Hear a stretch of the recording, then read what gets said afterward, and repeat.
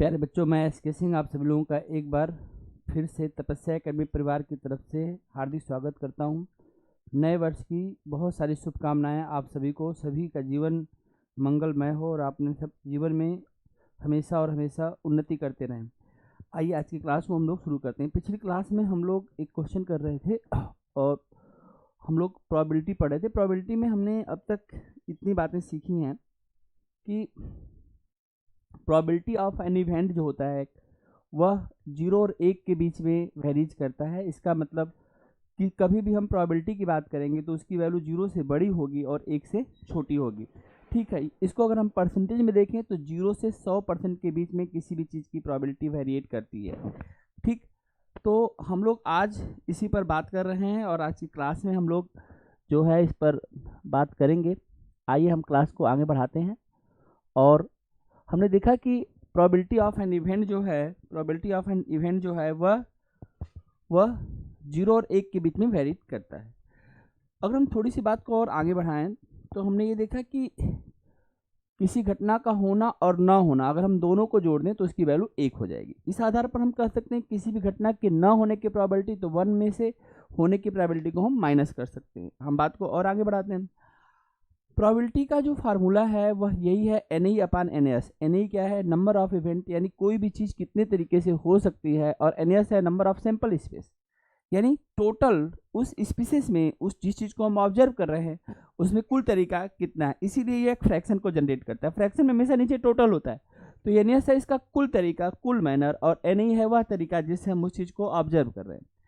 हम बात को और आगे बढ़ाते हैं और हमने देखा कि जैसे हमने कॉइन्स को उछाला, कॉइन्स के पास कुल तरीका दो ही। अगर हम कॉइन को उछालेंगे तो इसमें हेड या टेल आएगा, इसलिए जब भी हम कोई कॉइन का क्वेश्चन बनाएंगे तो नीचे दो ही रखेंगे। अब प्रोबेबिलिटी ऑफ हेड देखना चाहते हैं तो इन दो तरीके में एक हेड होता है और एक टेल, यानी हेड हमें एक ही तरीके से मिल सकता है, यानी probability of head 1/2, probability of tail same as 1/2। अब प्रोबेबिलिटी ऑफ हेड बार, यानी हेड ना आने की प्रायिकता, यानी हेड नहीं आ रहा होगा तो टेल आ रहा होगा, तो वो भी हम 1/2 कर सकते हैं, या 1 में से प्रोबेबिलिटी ऑफ हेड को माइनस करके भी हम इसको देख सकते हैं कि अगर प्रोबेबिलिटी ऑफ हेड बार पूछ रहा है, यानी हेड नहीं चाहिए, हेड नहीं चाहिए तो हेड को छोड़ के कुछ भी आ जाए तो केवल टेल ही आ सकता है, तो डायरेक्ट भी 1/2 कर सकते हैं, या 1 में से 1/2 को माइनस करके भी आप 1/2 को ला सकते हैं। इसके बाद आपको ये बताया गया था कि अगर हमारे पास दो कॉइन्स हैं और उन दो कॉइन्स को हम उछालते हैं तो इस तरह से कुल जो तरीका होता है, जो टोटल मैनर्स होता है, वो एक कॉइन्स में दो तरीका और दूसरे कॉइन्स में भी दो तरीका हेड टेल का, सो हम इनका मल्टीप्लाइड करते हैं, यानी 2 का स्क्वायर। अगर हमारे पास 3 कॉइन्स होंगे तो 2 का क्यूब, अगर हमारे पास 4 कॉइन्स होंगे तो 2 के पावर 4, अगर हमारे पास 5 कॉइन्स होंगे तो 2 के पावर में 5। मल्टीप्लाइड करते चले जाएंगे और कुल मैनर पता कर लेंगे, यानी नीचे जो वैल्यू आनी है उसमें हमें दिक्कत नहीं है। हमें सिर्फ ये पता करना है कि जो भी चीज़ पूछी जा रही है उस कितने तरीके से उन तरीकों में से आ रहा है। बस अगर हमने वो पता कर लिया तो प्रोबेबिलिटी हमें पता चल जाएगी। जैसे आप यहाँ पर देख सकते हैं कि अगर हम इन 4 तरीकों की बात करते हैं तो दोनों का हेड आना, दोनों का टेल आना, हेड टेल आना, टेल हेड आना, क्योंकि 2 इसमें और 2 इसमें, तो 2 × 2 कितना हो जाएगा? 4। इस बात को आप ठीक से समझिए। मतलब हम अगर इस बात को ऐसे समझें और डिटेल में कि भाई देखो इसके अंदर क्या होता है, हेड और टेल होता है, इसके अंदर क्या होता है, हेड और टेल होता है, तो जब यह हेड इस हेड पे के पास जाएगा तो हेडेड हो जाएगा, जब यह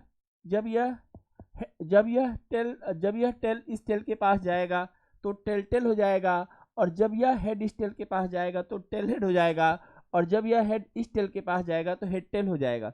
तो यहाँ पर इन चारों चीज़ों को आप देख सकते हैं कि अगर हम दो तरीके से मल्टीप्लाइड करेंगे तो हमारे पास कुल 4 तरीके यहाँ पर जनरेट हो सकते हैं, और इसमें से किसी के बारे में क्वेश्चन पूछा। जैसे हमने कहा कि probability to get both head, तो 1 तरीके कितने में से? 4 में से, तो 1/4। Probability to get both tail, तो 1 कितने में से? 4 में से, तो 1/4। Probability of 1 head and 1 tail, तो इसमें हमारे पास ये दो ऐसे मैनर है जिसमें एक हेड और एक टेल, या एक टेल और एक हेड ये आ सकता है, तो हम हेड टेल अगर पूछ रहे हैं तो ये दो तरीके से मिल सकता है, कितने में से?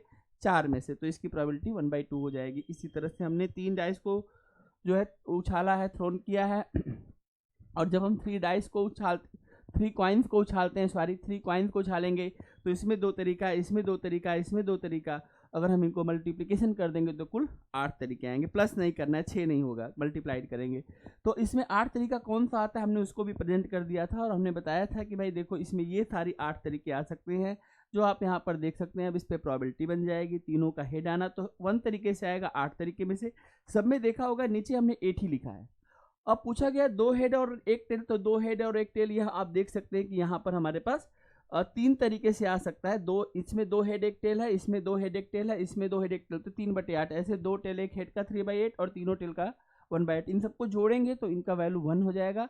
यानी अगर हम सभी प्रोबेबिलिटी को जोड़ दें, जितनी भी संभावनाएं हो सकती हैं, तो उसकी वैल्यू 1 पे खत्म होगी। आई बात समझ में? अब इसके बाद ऐसे ही आगे आप लोग 4 कॉइन्स को उछाल सकते हैं, कितने भी कॉइन्स कर सकते हैं, अब इसमें कोई दिक्कत नहीं है। लेकिन अब इसमें जैसे 16 तरीके आएंगे, तो आप 16 तरीका आपको करना नहीं है। अब जो क्वेश्चन जिस पे पूछा जाएगा उस पर करना है। जैसे अगर हमने कहा कि प्रोबेबिलिटी चारों हेड आएगा, तो आप ये समझ रहे हैं कि 4 कॉइन्स को उछाला जाए, सब पे हेड आए, वह सिर्फ एक तरीके से संभव है। तो यह पहला क्वेश्चन कर सकते हैं और कुल मैनर आपको बताया कि 16 हो जाएगा। लेकिन हम कहते हैं कि प्रोबेबिलिटी 3 हर और 1 टेल चाहिए, तो इसके लिए आपको फिर सोचना पड़ेगा। और इसके लिए हमने बताया था आपको तरीका भी कि अगर हम 3 हेड चाहते हैं और 1 टेल चाहते हैं, तो हमारे पास कुल सीट कितनी है? 4 है। और 4 में से अगर हम 3 चीज़ को चाहते हैं, तो इसको हम कह सकते हैं 4C3।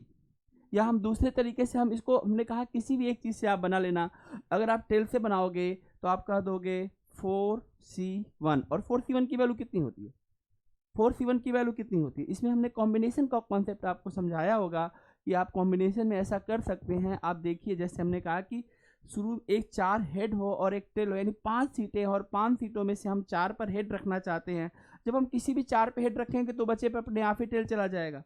तो या तो हम टेल की उस पोजीशन से कुल तरीका पता कर सकते हैं, या हेड के इन पोजीशन से हम पता कर सकते हैं। तो हम इसको 4C3 भी कह सकते हैं और इसी को हम 4C1 कह सकते हैं। और आपने कॉम्बिनेशन अगर पढ़ा होगा तो आप इस बात को जानते हैं कि 4C3 एंड 4C1 आपस में क्या होते हैं? इक्वल, और दोनों की वैल्यू 1 होती। तो फिर हम आगे पूरा ये डिटेल में नहीं जाएंगे। जैसे आप अगला क्वेश्चन देखो, अब इसमें 2 हेड और 2 टेल, तो 4C2 से आप काम कर सकते हैं। 4C2 की वैल्यू 4 × 3 डिवाइडेड बाई 2, इसकी वैल्यू 6 आ जाएगी। और आप यहाँ पर 6 को देख सकते हैं। और टोटल मैनर 16। अब यहीं पर आप 1 हेड और 1 टेल सेम इसके जैसा है, इसकी वैल्यू 1/4 आएगी। और अगर 4 के 4, तो आप देखेंगे अगर 4 में से 4 लिखेंगे तो NCN की वैल्यू 1 होती है कि नहीं होती है? तो वो टेक्निक आप यहाँ पर कॉम्बिनेशन का जो है कॉन्सेप्ट आप यूज कर सकते हैं। और इस तरह से आप, ये सारा मैंने तरीका यहाँ पर लिखा भी था, इसका अब यहाँ पर अब आगे बड़े क्वेश्चन में कोई मतलब नहीं बनता है, और आप इन क्वेश्चनों को आप बना सकते हैं। हम लोग इसी तरह से यहाँ पर अगर हमने 5 उछाला होगा, तो आप इस पे देख सकते हैं कि 5 अगर उछालेंगे तो कुल 32 तरीका होगा, तो नीचे की वैल्यू फिक्स होगी। अब मान लीजिए आपसे एक क्वेश्चन पूछ गया कि हमें 3 हेड और 2 टेल चाहिए, 5 उछालेंगे तो 5 वैल्यू भी आनी चाहिए। तो आप इस क्वेश्चन को हेड से बना सकते हो या टेल से बना सकते हो। तो आप 5C3 कह सकते हो, या इसी को 5C2 भी कह सकते हो। और 5C2 की वैल्यू आपको पता है 5 × 4 divided by 2, that is equal to 10। तो आप देखेंगे यहाँ पर ना, हमने यहाँ पर लिखा होगा ये 10, और इसलिए इसकी प्रोबेबिलिटी हमने बनाई होगी 10 बटे कितना 5। ये अगर हमने ये वाला क्वेश्चन किया होगा तो हम कह सकते हैं कि इसकी प्रोबेबिलिटी आ जाएगी, इसमें कुल 10 मैनर है और पूरा मैनर हमारे पास कितना है 32। हम इसको कटा सकते हैं और कटाने के बाद इसकी वैल्यू 5/16 बता सकते हैं। ऐसे आप कुछ भी बता सकते हो। 10 मैनर कौन से हमने आपको दिखाया भी था यहाँ पर, वो आप देख सकते हैं। लेकिन अब इन चीज़ों की ज़रूरत आपको नहीं है, क्योंकि आपने कॉम्बिनेशन पढ़ा है, सीखा है, इसलिए आप अब यहाँ पर मैनर्स के चक्कर में नहीं पढ़ेंगे, आप डायरेक्ट इसको कैलकुलेट करेंगे। वहाँ पे आपको केवल वैल्यू निकाल के दिखाना। जैसे आप यहाँ पर देख सकते हैं, अगर हम 4 हेड और 1 टेल चाहते हैं तो इसका कितना तरीका हो सकता है? तो आप केवल हेड को पकड़ लें या टेल को, तो आप कहेंगे 5C4, क्योंकि कुल 5 पोजीशन है, तो 5C4, या इसी को कह सकते हैं 5C1। तो हमारे पास कुल 5 तरीके होंगे, और नीचे का तरीका आपको पता है, तो हम इसकी प्रोबेबिलिटी को जनरेट कर सकते हैं। इस तरह आप किसी की भी प्रोबेबिलिटी को जनरेट कर सकते हैं। तो ये हमने आपको सिखा दिया था। जब हम इसके आगे बढ़े तो हमने फिर अगला चीज़ हमें मिला। जैसे इसमें भी आप देख सकते हैं, थोड़ा बड़ा क्वेश्चन हमने लिया था कि अगर मान लीजिए हमारे पास हम 10 कॉइन को उछालें, हम कह रहे हैं 10 नहीं, जहाँ में 100 कॉइन उछाल दे, लोग पागल हो जाएं और आप बना के आ जाए। अभी बात समझ, यही सब चीज़ें आपको, जो हम एक स्टेप ज़्यादा आगे बढ़ के सीखेंगे और तरीके सीखेंगे, ये हमें सिलेक्शन दिलवा देता है। इसलिए सिलेक्शन के लिए आपको बहुत ज़्यादा मेहनत करने की जरूरत नहीं है, बस जो चीज़ पढ़ रहे हैं उसको ठीक से पढ़ते चले जाइए और PYQ को ठीक से बनाते रहिए। अब 2 के पावर 10 की वैल्यू सबको पता है 1024 होता है। याद करने का तरीका, 1 KB में 1024 बाइट होता है, 1 किलोबाइट में 1024 बाइट होता है। बाइनरी सिस्टम यूज होता है, कंप्यूटर में यूज होता है। कंप्यूटर की मेमोरी और सारी चीज़ें जो है, उसकी जो मेमोरी होती है वह 2 के पावर में चलती है, 2 के पावर 1, 2 के पावर 2। तो 2 के पावर 10 की वैल्यू होती है 1024, यही 32 का स्क्वायर भी होता है। तो आप, अगर हम कह रहे हैं कि हमारे पास 2 व्यवस्थाएं हैं और 10 कॉइन्स है, तो टोटल मैनर कितना होगा? तो 2 पावर 10 होगा, जिसकी वैल्यू आसानी से आप बता सकते हैं। इसी तरह 2 पावर 9 की वैल्यू आप 512 बता सकते हैं। ऐसे सारी वैल्यू आपने याद कर रखी है। तो मैं कह रहा हूँ कि अगर 8 हेड और 2 टेल आने की प्रोबेबिलिटी कैसे निकालेंगे, तो आप कह सकते हैं हेड से भी निकाल सकते हैं, टेल से भी निकाल सकते हैं। तो आप इसको लिख सकते हैं 10C8 या इसी को कह सकते हैं 10C2। अब 10C2 करने से फायदा ये है छोटी वैल्यू के साथ कि हम उसका कैलकुलेशन बड़े आसानी से कर सकते हैं। So that means 10 × 9 divide by 2, तो आप देखेंगे 2 से कट जाएगा 10 और 5 बार में आ जाएगा। 5 9 जा कितना हो जाएगा 45, और नीचे की वैल्यू तो आपको पता है ये कितना है 1024। तो बड़े आसानी से आप इसको बता सकते हैं कि इसका आंसर बिना पेन चलाए। आपको ना तो 10 कॉइन बनाना है, ना 1024 तरीके खोजने हैं, ना उसमें जाके फिर 8 हेड और 2 टेल वाला छाटना है। डायरेक्ट आप इसको कर सकते हैं with the help of the combination that is equal to 10, क्योंकि टोटल व्यवस्था 10 है। 10 में से अगर हम 8 को चूज करेंगे तो 10C8 कर सकते हैं, जिसकी ऑटोमेटिक दूसरी वैल्यू 10C2 होती है। या आप 2 से बना लीजिए, छोटे वैल्यू से डायरेक्ट कहिए 10C2, और 10C2 की वैल्यू 45 होती है। ये सब आप जानते हैं, और ये बन गया इसका प्रोबेबिलिटी। तो आप बड़े से बड़े क्वेश्चन को आप आसानी से हैंडल कर सकते हैं। मान लीजिए अगर 50 कॉइन उछाल देगा तो फिर सी फॉर्म में इसका जो है क्वेश्चन चला जाता है। जब हम कैट वगैरह के बारे में पढ़ेंगे ना, बड़ा एग्जाम्स होते हैं कैट वगैरह, ठीक है, मैथमेटिकल की दुनिया में, तो जो मैनेजमेंट के कोर्स होते हैं तो उसमें फिर ना बड़े क्वेश्चन देगा तो सी फॉर्म में लिख देगा, और नीचे फिर 2 के पावर ऐसे कर देगा। मान लो अगर हमने 50 कॉइन उठाया तो कुल तरीका 2 के पावर 50 हो गया। अब 2 के पावर 50 की वैल्यू किसको याद होती है, तो वहाँ भी बस फिर फॉर्म सी फॉर्म में चला जाता है। आई बस समझो, कोई बड़ी बात नहीं होती है, ऐसा कुछ नई चीज़ पढ़ा देते हैं कि हाँ ऐसा चीज़ है जो धरती के ब्रह्मांड के बाहर की चीज़ पढ़ा दिया, ठीक है। इसके बाद बच्चों जैसे हम आगे बढ़ते हैं, हमने देखा डाइस कॉइन से अलग है, क्योंकि डाइस में केवल 2 तरीके थे और कॉइन में केवल हमारे पास 2 मैनर थे, लेकिन डाइस में हमारे पास कितने मैनर है 6 मैनर है। कौन 6 मैनर है पिनाशु, क्या क्वेश्चन पूछा आपसे, हाँ क्या क्या हो गया, एक नींद पूरी हो गई नए साल पर, एक नींद, एक महीने भी पूरा किया, एक किलो ने भी पूरा कर लिया। देखो इधर, तो अगर हम डाइस को देखें तो डाइस पर हमने देखा कि 1 से लेकर 6 तक के अंक लिखे होते हैं। तो क्वेश्चन जनरेट होगा तो इसी से हो सकता है। क्या क्या क्वेश्चन बन सकता है, जैसे even number, odd number, prime number, composite number, number divide by 3, number greater than 2, number less than 2, ये किसी भी नंबर के साथ में आप देख सकते हैं। तो बड़े आसानी से आप इन चीज़ों को देख सकते हैं। टोटल मैनर 6 होगा, क्योंकि डाइस पर 6 ही चीज़ें होती है, तो नीचे का तरीका 6 हो गया। 6 अंक नहीं है, 6 मैनर्स है। और जिसमें से हम जिस चीज़ को जैसे इवन नंबर खोज रहे हैं तो इवन नंबर 3 तरीके से आ सकते हैं, 2 का होना, 4 का होना और 6 का होना। ऐसे अगर हम ऑड नंबर खोजेंगे तो 1 3 5 का होना, अगर हम प्राइम नंबर खोजेंगे तो 2 3 5 का होना, अगर हम कंपोजिट नंबर खोजेंगे तो देखो 1 कंपोजिट नंबर नहीं होता, 2 नहीं होता, 3 नहीं होता, कौन हो सकता है 4 और 6। तो इसलिए यहाँ पर 2 तरीका लिखा होगा, 2/6 लिखा होगा। इसी तरह से number divide by 3, 2 he number है 3 और 6। नंबर लेस ग्रेटर देन 2 तो अब 4 5 मतलब 3 4 5 6 4 नंबर मिलेंगे। नंबर लेस देन 2 तो केवल एक ही नंबर मिलेगा, तो 1/6। इस तरह से हम अगर सिंगल डाइस है तो इसकी प्रोबेबिलिटी हम बना सकते हैं, इसमें कोई दिक्कत आपको नहीं होना चाहिए बेटा। इसके बाद जैसे आप लोग थोड़ा सा और आगे बढ़िए, अब इसके बाद अगर आप आगे बढ़ेंगे तो हमने 2 डाइस के बारे में समझाया था। तो कॉइन्स वाला केस और इसका वाला केस एकदम सही है, वो भी रैंडम एक्सपेरिमेंट से उड़ा रहे हैं, इसको भी रैंडम उड़ा रहे हैं। तो उसमें भी 6 तरीका और 6 6 × 6 कितना हो जाएगा टोटल 36।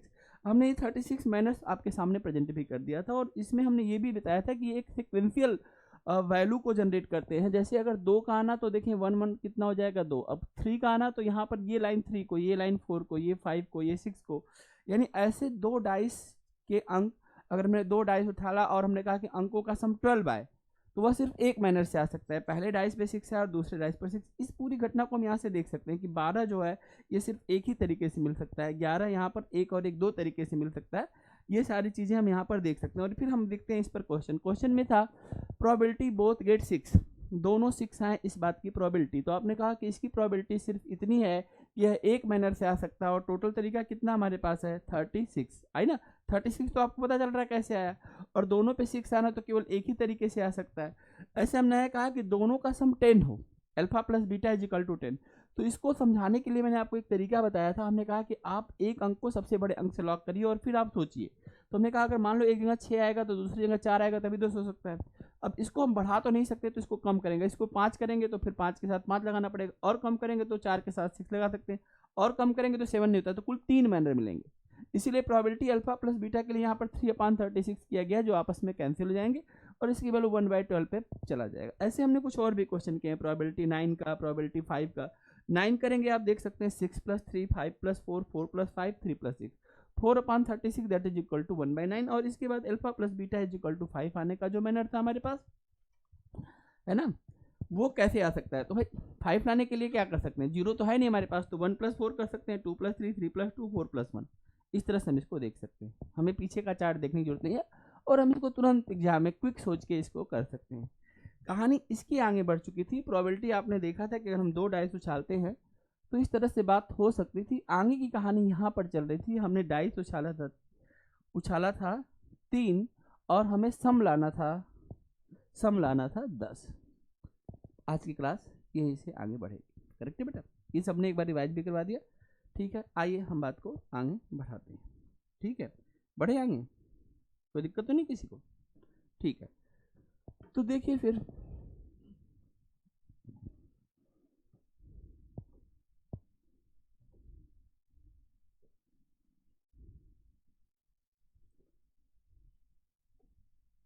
आप जानते हैं कि आपके एक डाइस पर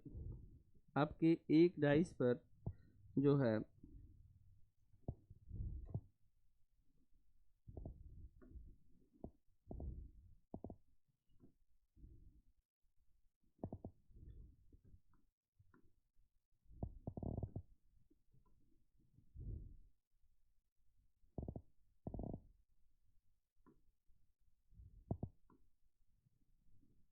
आपके पास यहाँ पर डाइस कितने हो गए? 3। हर डाइस पे मैनर कितना होता है भाई, जरा बताइए। आप लोग तो पढ़ चुके हैं, अब तो आप लोग काफ़ी होशियार हो गए हैं, तो कुछ खुद भी करिए। आपको पता है इस डाइस पर 6 मैनर्स हैं, दूसरे वाले डाइस पे भी 6 मैनर्स हैं, और तीसरे डाइस पे भी 6 मैनर्स हैं। अगर हम इनका मल्टीप्लाइड कर देंगे तो हम पहुंच जाएंगे 216 तरीकों पर। करेक्ट है? और वैसे मैं बता दूं ना कि हम लोग ये खामखा पढ़ रहे हैं, इसकी ज़रूरत है नहीं। 2 डाइस की बात तो कहीं दिखा नहीं है, लेकिन मैं चाहता हूँ कि यार कुछ थोड़ा और आगे दिमाग लगाया जाए, एग्जाम से आगे सोचा जाए। ठीक है, क्या पता एग्जाम 3 डाइस वाला पूछ दिया, फिर आप कहेंगे ये कैसे हो गया, सर ने तो 2 डाइस ही पढ़ाया था, और अभी नहीं दिमाग चल रहा है, तो एग्जाम में कौन सा दिमाग चलेगा, इसकी कौन सी गारंटी है कि नहीं? तो हमने कहा कि हमें 3 चीज़ चाहिए। हम चाहते हैं कि अल्फा प्लस बीटा और plus gamma, alpha first dice के लिए, बीटा सेकंड डाइस के लिए, और गामा थर्ड डाइस के लिए, ये जो भी इन पे अंक आएंगे, इन अंकों का सम 10 हो, इसकी आपको क्या बनानी है? प्रोबेबिलिटी। अल्फा प्लस गामा और प्लस बीटा, जो हमारा इवेंट है वह इवेंट ये शो हो रहा है कि सम ऑफ द ऑल 3 डिजिट या 3 वैल्यूज इक्वल टू 10। ये क्वेश्चन हमारे पास पूछा गया था, हम लोग इसी पर बात कर रहे थे। तो आप लोगों ने इस पर काम तो किया नहीं होगा, चलिए मैं ही समझाता हूँ। सबसे पहली चीज़ हम ये समझते हैं कि अगर हम alpha plus beta plus gamma की बात कर रहे हैं और इसमें हमें 10 चाहिए, तो हम इस मैनर का यूज करेंगे यहाँ पर। जैसे हमारे पास 2 के केस में बड़ा आसान था, क्योंकि 6 लेंगे दूसरी वैल्यू कवर करेगी, लेकिन यहाँ पर क्या करना पड़ेगा, पहले हमें एक वैल्यू को लॉक करना पड़ेगा और बाकी की 2 वैल्यू को आपस में हम कितने तरीके से कर सकते हैं उसके आधार से हमें समझना पड़ेगा। तीसरी बात, जिस वैल्यू को हम लॉक कर सकते हैं वह पहले पे भी लॉक हो सकती है, दूसरे पे भी लॉक हो सकती है, और तीसरे पे भी लॉक होती है। इसलिए इसमें जो भी हम एक व्यवस्था बनाएंगे वह 3 व्यवस्था को जन्म देगा, तो हम तेज़ी से इसको कैलकुलेट कर पाएंगे। तो मान लीजिए कि मैं पहले पोजीशन पर 6 को लॉक कर देता हूँ। ठीक है भाई, 6 को लॉक कर दिया कि पहला हमारा 6 हो। अब आप बता सकते हैं 6 के साथ क्या मिल जाए तो उसकी वैल्यू 10 हो सकती है। 6 के साथ क्या मिल सकता है, तो आप कह सकते हैं 6 के साथ हमें जो है 4, अगर 6 में अगर हम 4 जोड़ दें तो 6 + 4 10 हो सकता है। दूसरी व्यवस्था क्या हो सकती है, अगर हम यहाँ पर 5 कर दे, तो अगर हम 5 से लॉक करें तो बताइए इसकी वैल्यू कितनी हो जाएगी, तो 5 + 5 में 10 हो सकता है। तीसरी व्यवस्था आप समझ लीजिए, अगर हम इसको 4 कर दे तो 4 + 6 हो सकता है। हाँ, क्या आप कुछ कहना चाहते हैं? हाँ, 3 डाइस चल रहा है, हम इसको बाद में इसको तोड़ देंगे, क्यों टेंशन लेना है। जो ये 4 है ना, इसको हम तोड़ देंगे, जो हमारे पास 5 है उसको हम तोड़ देंगे, जो हमारे पास 6 है हम इसको तोड़ देंगे, है ना।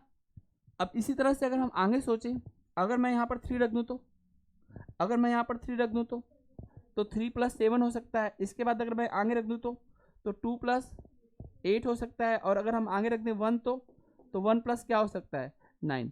बेसिकली जो भी हमारा आंसर निकलेगा वो इन्हीं से निकलेगा, जिसमें यह अल्फा को शो कर रहा है और ये जो वैल्यू है वह बीटा प्लस गामा की वैल्यू को प्रेजेंट कर रहा है। पहले ये मोटी मोटी बात समझो।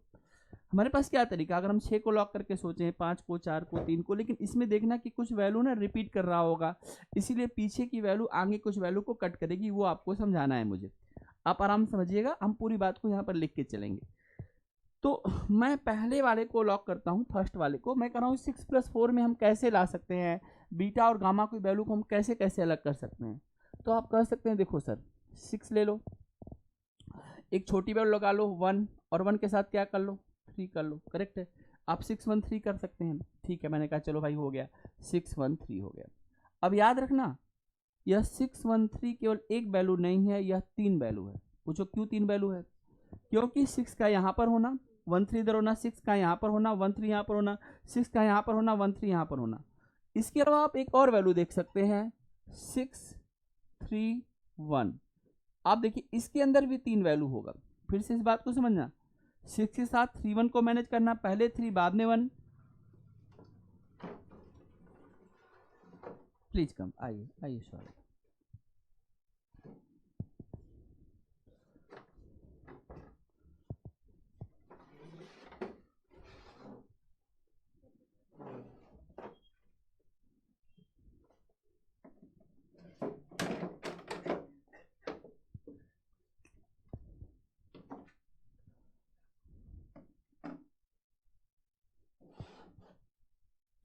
तो हम लोग वहीं पर हैं, और अब तक हम लोगों ने पूरी जो भी चीज़ें कल पढ़ी थी उसको हमने रिवाइज कर लिया है। और अब हम सिर्फ इस बात पर फोकस कर रहे हैं कि तीनों alpha plus beta plus gamma की जो वैल्यू है वह 10 कितने तरीके से आ सकती है।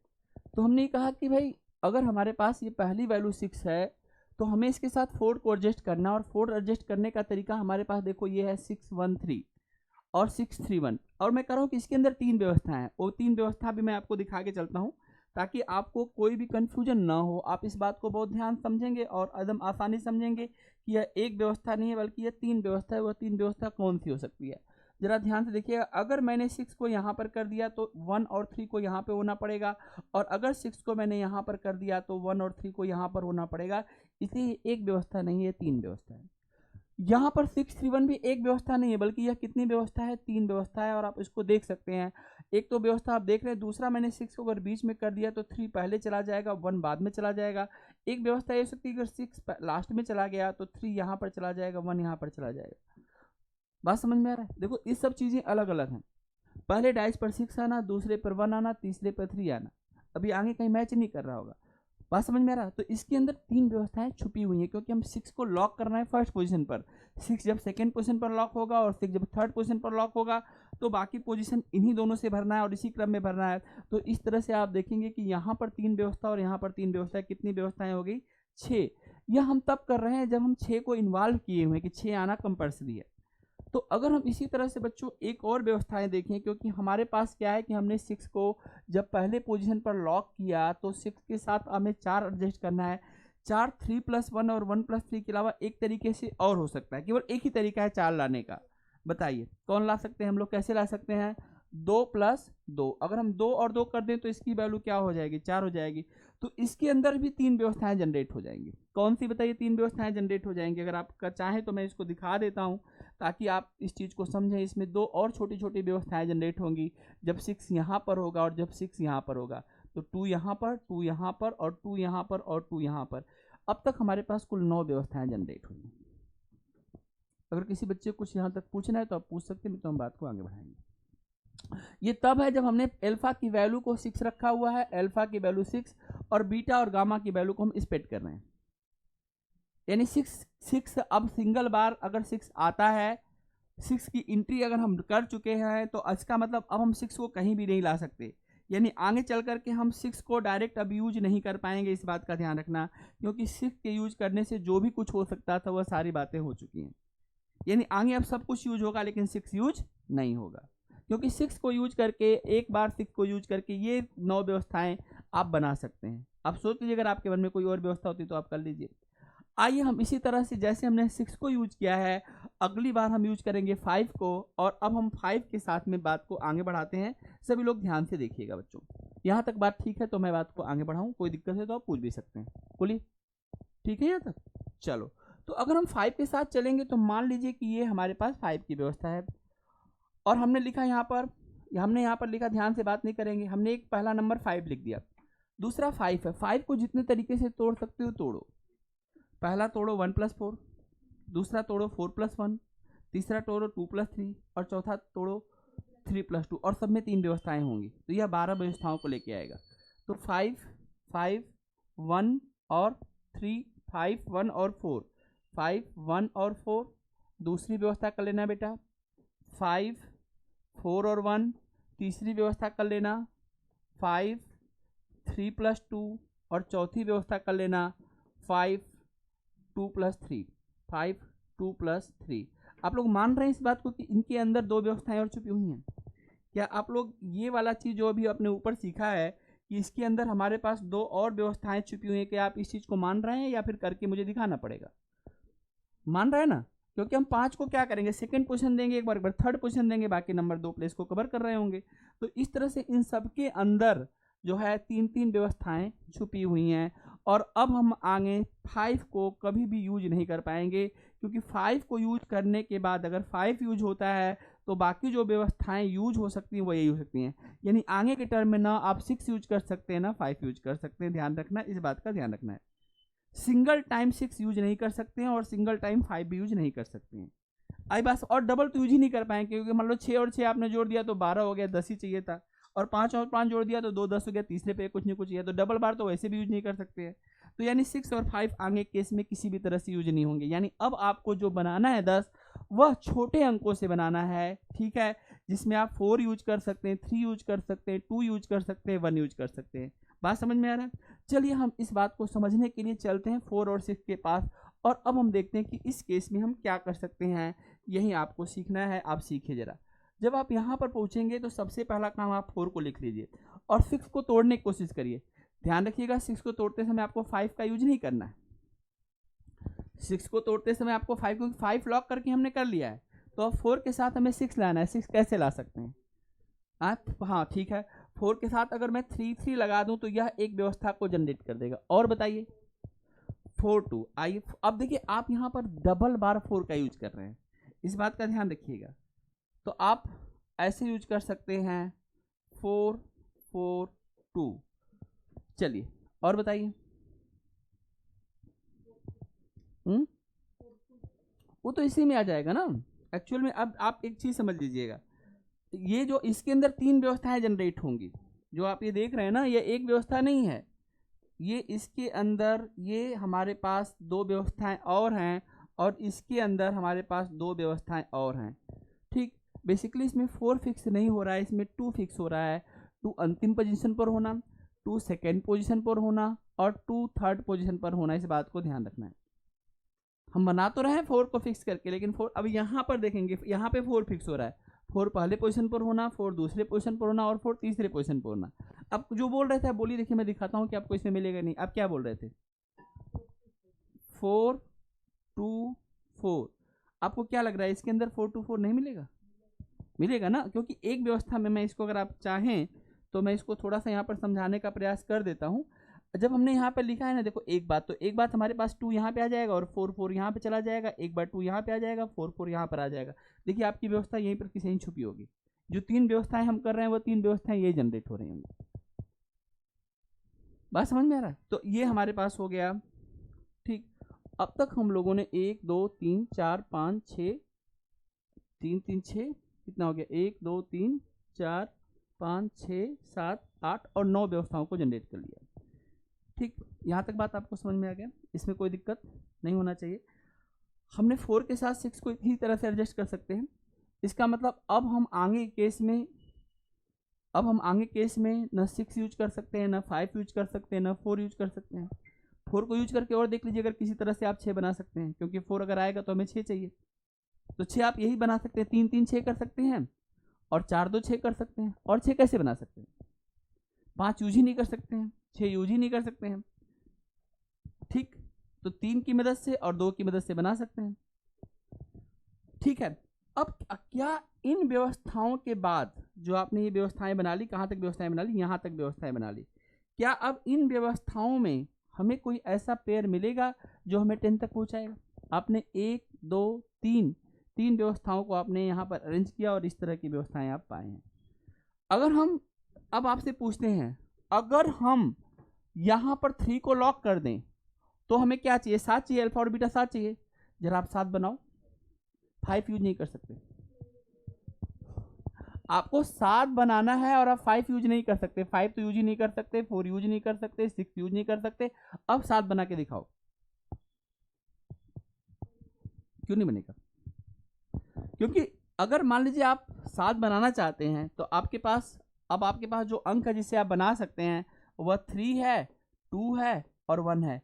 क्या 3, 2, 1 मिलके अपने जीवन में कभी 7 बना पाएंगे? चाहे आप 3 का अगर 2 बार भी प्रयोग कर लीजिए, क्योंकि आप किसी भी अंक का 2 बार प्रयोग कर सकते हैं, तो 3, 3, 3, 9 हो जाएगा। तो आगे आप देखेंगे 3, 7 कोई भी व्यवस्था हमें देने के लिए तैयार नहीं है। तो अगर ये देने के लिए तैयार है तो आपको क्या लग रहा है, ये देने के लिए तैयार होंगे? क्योंकि अगर आप 2 को लॉक करके करेंगे, आपने 2 को लॉक कर दिया और आपको 8 चाहिए और आप 6 और 5 और 4 यूज नहीं कर सकते, तो आप यूज कर सकते हैं, 3 यूज कर सकते हैं, 2 यूज कर सकते हैं और 1 यूज कर सकते हैं। क्या इनको जोड़ के किसी तरह से हम 8 बना सकते हैं? आप 3 को 2 बार भी ले लीजिए। तो ये सब हमें आगे व्यवस्थाएं नहीं देने वाले हैं।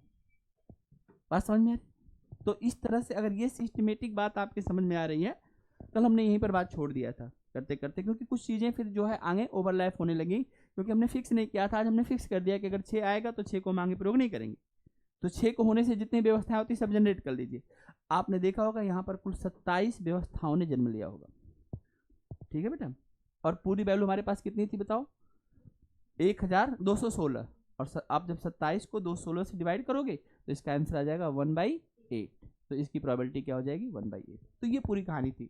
आप लोग इसी तरह से इसको नोट करिए। पहले ये पूरा जो है आप चार्ट बनाइए, फिर हम आगे बढ़ते हैं। प्रोबेबिलिटी हम निकाल देते हैं। आपको मैं प्रोबेबिलिटी दिखा देता हूँ। इधर इसमें से कुछ भी नहीं बनने वाला है, ये सब नहीं बनेगा, ये सब नहीं बनने देगा। हमने इस तरह से देखा है, अल्फा फिक्स किया और अल्फा 3 जगह पर अपने आप को फिक्स करता है, बीटा 3 जगह अपने आप को फिक्स करेगा ना। आप समझ पा रहे हैं? ऐसे हम जो है चीज़ों को कर सकते हैं। तो भाई इसकी प्रोबेबिलिटी निकाल देता हूँ। Probability alpha plus beta plus gamma that is equal to 10। इसके मैनर हुए 27, नीचे की संख्या है 216। और अगर आप देखेंगे तो वह 3 का क्यूब है और ये 6 का क्यूब है। 3 से 6 कट जाएगा। और अगर आप थोड़ा पढ़ने में विश्वास रखते हैं, ये 3/6 का होल क्यूब बन जाएगा और 3 से 6 कट जाएगा, 1/2 का होल क्यूब आ जाएगा। और कैलकुलेशन आप बिना पेन चलाए इसको कर सकते हैं, तो इसकी वैल्यू 1/8 आ जाएगी, क्योंकि 6 के अंदर 3 और 2 छुपा होता है। तो 3 3 बार आएगा, 3 से कट जाएगा, 2 × 2 × 2, तो आप इसकी वैल्यू डायरेक्ट बता सकते थे 1/8।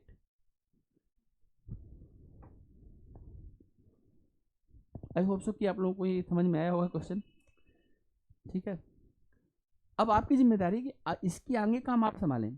आप जाइए, देखिए एग्जाम में PYQ में क्या क्वेश्चन पूछा गया, उसको बनाइए, क्वेश्चन को लेके आइए, पूछिए, ताकि हम लोग एक हेल्दी जो है एटमॉस्फियर में पढ़ सकें, कि आपको लगे कि पढ़ रहे हैं तो चीज़ें आ रही हैं, बन रही हैं, कहाँ से क्वेश्चन आएगा, ठीक है? तो हम लोग अच्छे से करेंगे। अब हम लोग यहाँ तक सीखने के बाद कार्यक्रम को और आगे बढ़ाते हैं। और नए वर्ष पर आप लोग सभी लोगों की उपस्थिति ये बताती है कि आप लोग कोई सामान्य छात्र छात्रा नहीं है।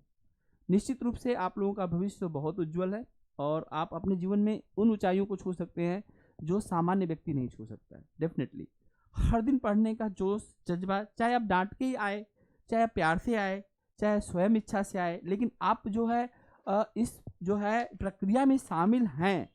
आप समझिए इस चीज़ को, अपने लक्ष्य को जो टारगेट करता है ना बेटा, वो काम 6 महीने में कर लेगा, जो नहीं करता वो 6 साल में चला जाता है। बस यही चीज़ है, फोकस का बहुत बड़ा गेम है। आप सन की लाइट को फोकस करो ना तो वो फायर कर देगा, और नहीं फोकस करो तो फिर लाइट आ रही है जा रही है, सदियों से आ रही है जा रही है। फोकस बहुत बड़ा इंपॉर्टेंट चीज़ होता है आपकी लाइफ में। आई बात समझ में? और ज़्यादा पढ़ने वालों का कभी सिलेक्शन नहीं होता है। सही चीज़ को सही तरीके से बार बार पढ़ने वाला बच्चा सिलेक्शन लेके चला जाता है। ये एग्जाम टाइम का है, समझो इस चीज़ को। सब जगह पूरी दुनिया में ना सब चीज़ मोशन में है, और सब जगह एक ही चीज़ की ज़रूरत है, स्पीड की। और स्पीड आ सकता है केवल प्रैक्टिस से। अगर आप किसी भी एक चीज़ में अपने जीवन में परफेक्ट है ना बेटा, तो अपने जीवन में हमेशा बुलंदियों पर जाओगे। ये बात ध्यान रखना। आपके अंदर जो भी टैलेंट है, आप अपने उस टैलेंट को पहचानिए। और ये ना बेटा दोबारा आप ध्यान रखिएगा, मैं इस बात को कह देता हूँ, मेरा अनुभव एकदम बहुत ज़बरदस्त इस मामले में। पढ़ने का मौका सिर्फ एक बार जीवन में मिलता है, फिर परिस्थितियाँ बदल जाती हैं, फिर पढ़ने का मौका नहीं मिल पाता। तो आप लोग अपनी इस पढ़ाई को एकदम जो है अपनी सफलता में कन्वर्ट कर दीजिए। आई बात समझ में? तो हम लोग अब तक हम लोगों ने यहाँ तक प्रोबेबिलिटी में डाइस तक चीज़ों को समझ लिया, तो हम बात को आगे बढ़ाते हैं, आगे बढ़ा सकते हैं। हम जो है अगले चीज़ पर चलते हैं जो बहुत इंपॉर्टेंट है। और अगला चीज़ जो भाई जो पढ़ना है आपको है, उसका नाम है CARD, कार्ड। कार्ड का मतलब है ताश के पत्ते, ताश के पत्ते, ठीक है भाई, ताश के पत्ते, कार्ड, ठीक है। कितने लोग हैं जो आप में से जो है ताश खेले हैं या ताश खेलते हैं? सामान्यतः कोई भी नहीं होगा। कितने लोग आप में से ऐसे हैं जिन्होंने ताश के पत्तों को अभी तक देखा नहीं है? ताश के पत्ते आप देखे हैं? सभी लोग देखे होंगे आसपास लोग खेलते हुए। कितने लोग हैं जिन्होंने अपने हाथ में ताश के पत्ते को लेके देखा है? सभी लोगों ने देखा होगा। बड़ा मजा आता है ताश का। ताश का देखो गेम है। क्या क्या बोला? गेम जो है ना बेटा, गेम क्या काट देंगे? क्या बोला पुष्कर जी ने? पुष्कर जी क्या बोले आप? घर वाले क्या करेंगे? घर से निकाल देंगे। अच्छा, घर वाले घर से निकाल देंगे अगर आपने ताश का पत्ते छुआ। एक्चुअल में क्या है ना बेटा, देखो सारा चीज जो है ना बेटा, यहाँ से यहाँ से यहाँ से, ये बात ध्यान रखना। आप हो सकता है कोई अच्छा काम कर रहे हो, लेकिन सामने वाले का माइंड सेट निगेटिव है, आपके प्रति निगेटिव है, तो आप सही भी काम करोगे ना तो उसको निगेटिव ही नजर आएगा। ये बात ध्यान रखना, माइंड सेट का बड़ा गेम है। तो हम यहाँ पर जो आपको ताश बता रहे हैं, आप ये समझेंगे कि हम ताश के अंदर जो मैथमेटिक्स छुपा हुआ हम उसको देखने का प्रयास कर रहे हैं। ठीक, आप ताश खेल रहे हैं। ताश में क्या है ना, एक चीज समझना, ताश को क्यों लोग बुरा मानते हैं? ताश जब खेलो ना बेटा, तो खेलने का जुआ अभी सेकेंड लेवल है। ताश आप खेलोगे ना तो आपको एक तो समय का पता नहीं चलेगा, मतलब समय आपका कितना तेजी से बीतेगा आप सोच नहीं सकते हैं। एक बार आप जीत जाएंगे तो आप फोन करेगा, आप दूसरी बार तीसरी बार, मिलना तो कुछ है नहीं पहले, तो आप क्या हो जाएगा, आपका टाइम जो है वो हो जाएगा। दूसरी बात, ताश खेलने वाले को आप देखिएगा, वो रेगुलर उसी टाइम पर एकदम पहुंच जाते हैं, कहीं भी रहेंगे और उनको कुछ करने की जरूरत नहीं है। एक जो है यहाँ पे रुमाल गमछा कुछ बिछा लेंगे और उसके बाद चारों एकदम जो है जैसे बत्तख जो है मछली पर निगाह लगा के रखती है, सेम उसी पोजीशन में चारों तरफ बैठ करके वो ताश खेलना शुरू कर देंगे। ठीक, और उनको दुनिया से मतलब नहीं है, बगल में बिल्डिंग गिरी, गिरने देख, इधर गिर गया, चल छोड़, इधर देख, ये देख मेरा पत्ता है ना, आपने देखा है कि नहीं देखा है? और इसी में अगर हम पैसा डाल दें तो यह गेम हो जाता है जुआ। ठीक है, जुआ कई जगह पर इलीगल है और कई जगह पर लीगल भी है, ये ध्यान रखना। आप इस बात को ध्यान रखें, शराब पीना कई जगह इलीगल है और कई जगह लीगल है। बिहार में आप जाएंगे तो आप शराब पीना इलीगल है और उत्तर प्रदेश में आप शराब पियेंगे तो लीगल है। आप इस बात को समझिएगा। तो अलग अलग, दिल्ली में लीगल है कि नहीं है? दिल्ली में शराब पीना इलीगल है। ये फिर सरकारी ठेके की दुकान क्यों खोल रखा है? सरकारी ठेके की दुकान क्यों खोल रखा है? आपको पता है सबसे ज्यादा जो रिवेन्यू आता है गवर्नमेंट के पास, आप लोग तो स्टूडेंट है, आप लोग को पता होना चाहिए, सबसे ज्यादा जो रिवेन्यू जनरेट होता है और तुरंत जनरेट होता है और एकदम से जनरेट होता है गवर्नमेंट के पास, स्टेट गवर्नमेंट के पास, वह लीकर से जो है उनके पास रेवेन्यू जनरेट होता है। आप सोच सकते हैं कि अगर 100 रुपए की शराब बिकती है तो उसमें गवर्नमेंट के पास कितना पैसा जाता होगा? पहले बताइए, 100 रुपए की शराब में, 100 रुपए की शराब में गवर्नमेंट कितना पैसा लेती होगी? आप बताइए, कितना टैक्स लेती होगी? कितना? 20 रुपया, 30 रुपया, 10 रुपया, कितना? 18%। इतना? एकदम आप गलत हैं। 100 रुपए में से 70 रुपए तो सरकार के हैं। कितने रुपए? 100 में से 70 रुपए तो सरकार के हैं। तो अगर जितना शराब बिकेगा तो शराब के पैसा कहाँ जा रहा है? सीधा जो है वो गवर्नमेंट के पास ही जा रहा है। आप देखे होंगे कोरोना पीरियड में सबसे पहले जो चीज़ खुली थी, जो दुकान खुली, अगर आप लोग थोड़ा दिमाग पे जोर डालिए तो क्या खुला था? शराब की दुकान। और कोचिंग इंडस्ट्री आप देखिए, कोचिंग इंडस्ट्री हम सब टीचर लोग छुप छुप के पढ़ा रहे हैं, छुप छुप के, बाहर हम बोर्ड नहीं लगाए हैं, पढ़ाई लीगल है देश में और शराब जो है बेचना और पीना कैसा है? लीगल है। अब समझ लीजिए देश का भविष्य किधर जाएगा। कोई सिमिलरिटीज नहीं है, आप इस बात को समझिए। आप, मैं बता रहा हूँ गवर्नमेंट को ना, आपको लग रहा है कि if there are no proper buildings, आपको लगता है कि मुखर्जी नगर में बिल्डिंग ठीक नहीं है तो आप बिल्डिंग बना के दीजिए। शिक्षा पे तो राइट है ना सबका, आप उस पर काम क्यों नहीं करते? उसमें पैसा लगेगा, गवर्नमेंट का फंड लगेगा, तो बस वो कहेगा कि आपके पास ये जियो जो है रूल्स है वो सब फॉलो कर रहा है कि नहीं कर रहा है। आप बोलेंगे नहीं आ रहा है तो क्या बोलेगा? चल ठीक है, हटा इसको बंद करवा दे। कौन से फ्लैट दे दिए? कहाँ दिया? कहाँ? हम खोज रहे हैं, किधर है फ्लैट? हम तो वही चल के पढ़ा लेंगे, हमें क्या दिक्कत है? आप आप इस बात को समझिए। तो सुनो, गवर्नमेंट के अलग अलग कानून, अलग अलग चीजें, अलग अलग चीज को वैलिड और इनवैलिड करती रहती हैं, इस बात को समझना। बात समझ में आ रहा है? इसीलिए आप देखेंगे कि जो व्यक्ति शराब पीता है ना, उसके साथ सभी लोग नरमी से पेश आते हैं। पुलिस वाला भी उसको डांट के फिर छोड़ आता है। पता है ये गवर्नमेंट के लिए कितना फायदेमंद है। दूसरी चीज, आप देखो, एक केवल शराब पीने से क्या होगा, चखना आप लोग जानते होंगे। आप लोगों ने शराब अगर पिया होगा या पीने वालों को देखा होगा, तो वो नमकीन लेगा, मुरमुरे लेगा, कुछ अलग अलग चीज लेगा, अंडा लेगा, जो भी खा सकता है उसके साथ में वो चखना खाएगा। उसके हाँ, उस जो भी चिकन वगैरह जो भी खाएगा उसके साथ वो खाएगा। अच्छा सुनो, अरे और तो सुनिए, बड़ी बड़ी मजे की बात सुनिए। रेगुलर जो पीता है ना, वो रेगुलर पीता। आप एक बात ध्यान रखिएगा, एक दो दिन नहीं पिएगा, तीसरे दिन लगेगा, अरे यार आज सरकार को पैसा नहीं दिया हूँ, चलता हूँ देख के आता हूँ। दिन भर रिक्शा चालक, आप सोचिए, रिक्शा चालक पूरे दिन मेहनत करता है और शाम को जरूर एक पौवा मारेगा। आप समझिए किसके लिए काम कर रहा है, किसके लिए काम कर रहा है। अच्छा, केवल इतना ही नहीं रुक जाता है मामला। अब सोचिए, अगर वह शराब पी के कहीं गिर गया, पड़ गया, चोट लगेगी, चोट लगी तो कहाँ लेके जाएंगे उसको? डॉक्टर। तो हॉस्पिटल वाले को काम दे रहा है, ठीक है। घर पे आएगा, लड़ाई करेगा, झगड़ा करेगा, मार करेगा, चोट लगेगा, किसको काम दे रहा है? बोलो, हॉस्पिटल वाले को काम मिल रहा है कि नहीं मिल रहा है? आप इस बात को समझ पा रहे हैं कि नहीं पा रहे हैं? फिर एक गिलास चाहिए प्लास्टिक की, प्लास्टिक उद्योग को बढ़ावा दे रहा है कि नहीं दे रहा है? पिएगा किस में? प्लास्टिक में पिएगा, तो प्लास्टिक उद्योग को बढ़ावा दे रहा है कि नहीं दे रहा है? हाँ, कांच में तो कहीं ना कहीं गिलास तो भाई, आप इस बात को समझिए। अब जो पौवा खरीद के पीता है वो गिलास भी खरीदता है, वो चखना भी खरीदता है। अरे सर कार्ड बढ़ा दो। बहुत हो गया था, कार्ड बढ़ा आप इस बात को देखिए कि शराब पीना, आप समझिए, कई मामले में गवर्नमेंट क्या क्यों इग्नोर कर देती है? चल पी रहा है ना, अच्छा ही है, क्योंकि गवर्नमेंट को फायदा है। अब मेरे हिसाब से तो शराब को ना, मैं बता रहा हूँ, तुरंत रोक दीजिए। जितनी भी चीजें आप कहते हैं कि सिगरेट पीने से कैंसर हो सकता है, तो आप सिगरेट को रोक क्यों नहीं देते? आप समझ गए क्यों नहीं रोक सकते हैं?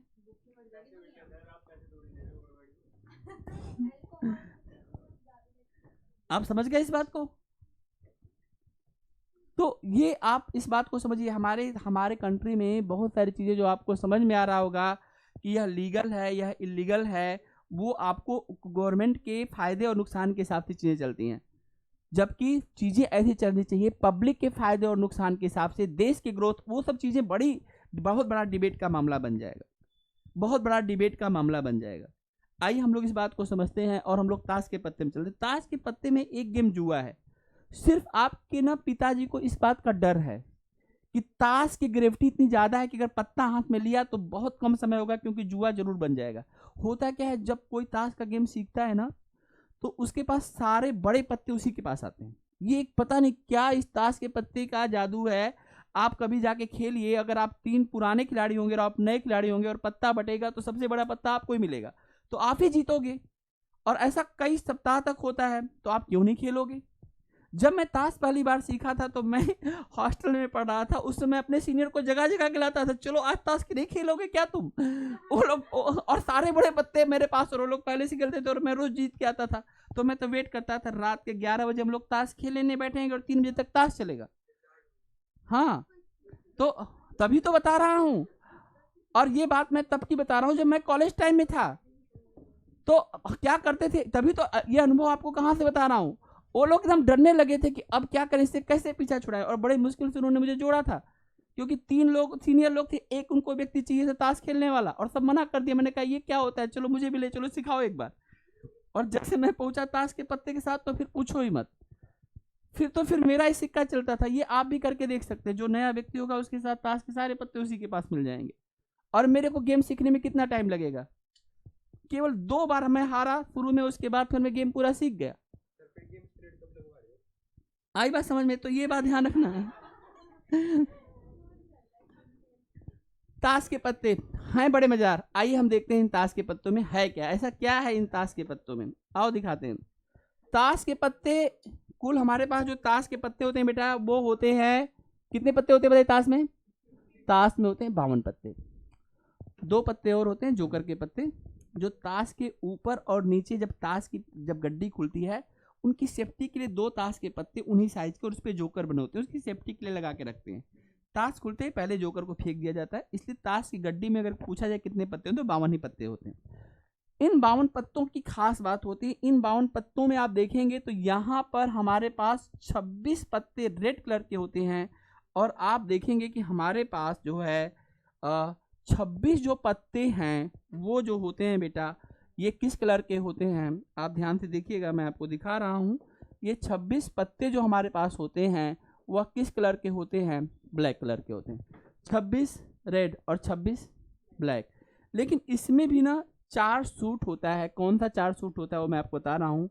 इसमें हमारे पास 13 पत्ते के इधर 2 सूट होते हैं, 13 पत्ते के इधर सूट होते हैं। और इसी तरह से अगर हम इसको भी देखें, आप ध्यान दीजिएगा, तो इसमें भी अगर हम देखें तो यहाँ पर भी हमारे पास जो है ब्लैक वाले में भी, और हमारे पास जो सूट होता है आप देख सकते हैं, मैं यहाँ पर लिख देता हूँ ब्लैक से ही ताकि आपको ये मेमोराइज रहे। यहाँ पर हमारे पास ब्लैक कलर के भी 13 और 13 ही पत्ते होते हैं। तो ये बताओ हमारे पास रेड पत्ते कितने हैं, रेड पत्ते कितने हैं 26, और ब्लैक पत्ते कितने हैं 26 26 26। लेकिन इसमें 13 का क्या चक्कर है, इस बात को हम समझने के लिए थोड़ी सी बात को और आगे बढ़ाते हैं, और हम देखते हैं कि इन 13 पत्तों में पहले होता क्या है। तो इन 13 पत्तों में ध्यान रखना, सबसे पहला पत्ता जो होता है वो जो सबसे बड़ा पत्ता होता है, लेकिन गेम टू गेम पत्तियों की वैल्यू बदल जाती है, इस बात को ध्यान रखना। लेकिन नॉर्मली अगर हम देखें कि ताश में किसको बड़ा पत्ता कहते हैं, तो सबसे बड़ा पत्ता होता है के का मतलब किंग। किंग जो है पत्ता, यह ग्रीस देश के 4 महान राजाओं को जो है ये प्रदर्शित करता है। तो इसलिए इस एक किंग इसके पास होगा, एक किंग इसके पास होगा, एक किंग इसके पास होगा, और एक किंग इसके पास होगा। और जहां पर किंग है वहां पर कौन होगा बताइए, क्वीन होगी। और जहां पर किंग और क्वीन है वहां पर कौन होगा, जैक। जैक का मतलब होता है गुलाम, राजा रानी और गुलाम, ये बड़े पत्ते हैं। एक और पत्ता होता है जो बड़ा होता है जिसपे लिखा होता है ए। बताओ ए का मतलब क्या होता है, एस। एस का मतलब होता है इक्का। इक्का का मतलब पहला पत्ता, 1 नंबर। लेकिन कभी इस पे 1 नहीं लिखा जाता, एस के पत्ते पर कभी 1 नहीं लिखा जाता। ये 4 ऐसे पत्ते हैं जिनका सम्मान ज़्यादा है, जिनकी पावर ज़्यादा है। इसके बाद फिर नंबरिंग शुरू होगी, और नंबरिंग शुरू होती है भाई कहाँ से, देखो ध्यान से, 2 नंबर का पत्ता, 3 नंबर का पत्ता, 4 नंबर का, 5 नंबर का। अब नंबरिंग लिखी हुई पत्तों पर। आप इस बात को आधा ताश तो मैं आज आपको सिखाई दूंगा, ठीक है बच्चों। और यहाँ पर आप देख सकते हैं 5 नंबर का पत्ता, फिर आप देख सकते हैं 6 नंबर का पत्ता, 7 नंबर का, 8 नंबर का, 9 नंबर का।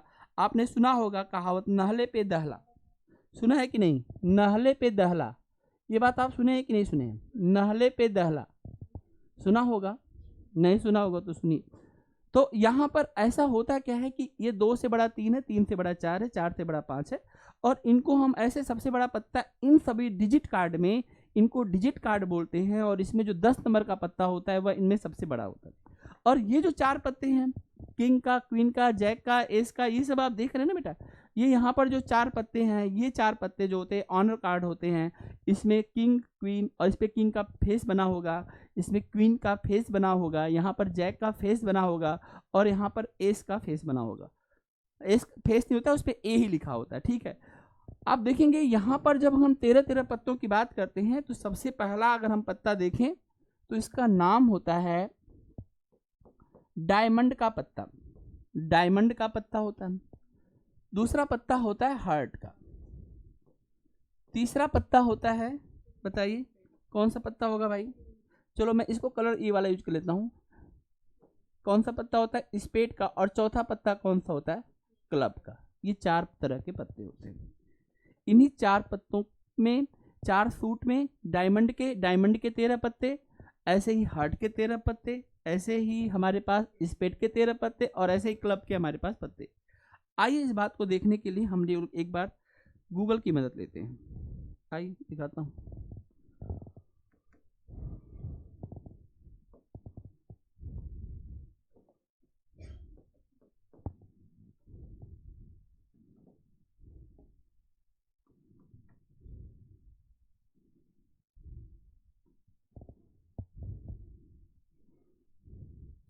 आपको मैं दिखाता हूँ, आप बहुत ध्यान से देखिएगा।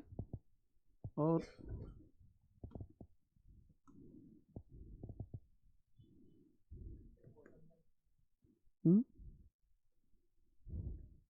कौन सा, सारे पत्ते हैं इसमें,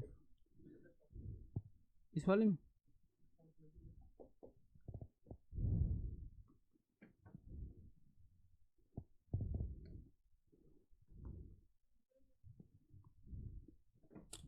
आइए देखते हैं और समझते हैं। देखिए किंग आप देख सकते हैं यहाँ पर, और यहाँ पर आप किंग को देख सकते हैं। किंग के यहाँ पर 4 पत्ते हैं। एक पे देखिए ये जो हमारा है डायमंड का पत्ता है, जिसपे ये ईंट जैसा शेप बना हुआ है, मतलब इसको हिंदी में ईंट बोलते हैं। और ये होता है पान का पत्ता, ये होता है हुकुम का पत्ता, और ये होता है चिड़ी का पत्ता। इसमें 2 पत्ते हमारे पास काले हैं और 2 पत्ते हमारे पास क्या है, लाल है। अब देखिए यहाँ पर राजा हो गया, रानी हो गई, जैक हो गया, ये पावरफुल पत्ते होते हैं। ठीक, इसके अलावा एक पावरफुल पत्ता और है, ये एस। और कहते हैं कि अगर आप कुछ गेम में जो है, अगर आपके पास ये वाला एस हो, तो इस पे गवर्नमेंट भी, बैंक भी लोन दे देता है। अगर आप क्लब में खेल रहे हैं और आपके पास कुछ बड़े पत्ते शामिल हैं और आप जीत रहे हैं और आपके पास एस का पत्ता है, तो उस दौरान आप बैंक आपको लोन भी दे सकता है। बहुत पावरफुल पत्ता होता है ये वाला पत्ता। हाँ सच्ची में। तब देखिए इधर 1 नंबर के बाद फिर कौन सा नंबर आएगा, 2 number, 3 number, 4 number, 5 number, 6 number, 7 number, 8 number, 9 number और 10 नंबर। ये हमारे पास यही पत्ते हैं, 52 पत्ते। 52 पत्ते हैं कि नहीं पत्ते हैं? 13 देखो 13 पत्ते हैं, इसके पास 13 पत्ते हैं, इसके पास 13 पत्ते हैं, इसके पास 13 पत्ते, इसके पास 13 पत्ते। अब चलो मैं क्वेश्चन पूछ रहा हूँ, बताओ हमारे पास राजा कितने हैं? जल्दी जल्दी बोलना है। लाल राजा कितने हैं? काली रानी कितनी है? लाल रानी कितनी है? रानी कितनी है? गुलाम कितने हैं? डायमंड का गुलाम कितना है? डायमंड का गुलाम कितना है? सही से बताना आप लोग, ठीक है। डिजिट कार्ड कितने हैं? तेज बोलो, डिजिट कार्ड कितने हैं? नहीं, ये डिजिट कार्ड में नहीं है। 1 जो है ए पे ए लिखा है, डिजिट कार्ड नहीं है। डिजिट कार्ड की शुरुआत 9 से हो रही है, तो कितने हो गए? 9, 9 4 जा कितना हो जाएगा? 36। बताओ ए जो है ऑनर कार्ड में, असम्मानित पत्ते। ऑनर कार्ड हमारे पास ये है, किंग है, क्वीन है, जैक है, और ए जो है एस है वो। हाँ फेस कार्ड में तो फेस इन्हीं पे बना होगा, तो ऑनर कार्ड में तो आएगा, लेकिन फेस कार्ड में नहीं आएगा। ठीक है, बताओ हमारे पास लाल रानी कितनी है? काला राजा कितना है? राजा कितना है? गुलाम कितने हैं? दहले का पत्ता मतलब 10th का पत्ता कितना है? नहले यानी 9th का पत्ता कितना है? काले जो है काला पंजा कितना है? पंजा किसको बोलते हैं? 5 को, पंजा 5 को बोलते हैं। बताइए हमारे पास दुक्की कितनी है? काली दुक्की कितनी है? दुक्की का मतलब 2। अब तुम लोग सीख तो रहो, मैंने कहा ना आधा तास तो आज मैं सिखाई दूंगा तुम लोगों को। ठीक है, बताओ क्या पता है आपको? ये सब पता है आपको? है ना, पता तो है आप लोगों को। अच्छा, तो ये सब आपको समझ में आ गया, तो बस प्रोबेबिलिटी आपको समझ में आ गई। अगर हम कोई भी एक पत्ता निकालेंगे, कितने पत्ते हमारे पास है कुल? 52, तो टोटल तरीका कितना हो जाएगा? 52। 52 पत्ते हैं, और 52 पत्ते में से आप एक पत्ते को चूज कर रहे हो या निकाल रहे हो रेंडमली, तो वो आपके पास तरीके कुल मैनर कितने हो जाएंगे? 52। अब आप निकाल कहाँ से रहे हो, आपको पता ही सारे पत्ते के बारे में, कौन सा पत्ता कहाँ से कैसे है। तो आइए हम इस बात को समझने के लिए वापस एक बार चलते हैं क्वेश्चन की तरफ। यहाँ तक अगर बात ठीक है तो हम बात को आगे बढ़ाते हैं। हम लोग लिखेंगे एक क्वेश्चन और इसी से बात को आगे बढ़ाएंगे। लिख लो बेटा, लिखो। 1 card drawn from a pack of card. 1 card drawn from a pack of card. Question लिखिए आप लोग। Question, 1 card drawn from a pack of card. 1 card drawn from a pack of card. Find the probability. Find the probability. अब आप करते जाइएगा question. पहला लिखिए probability of red card, probability of black card, probability of king card, probability of queen card, probability of red king,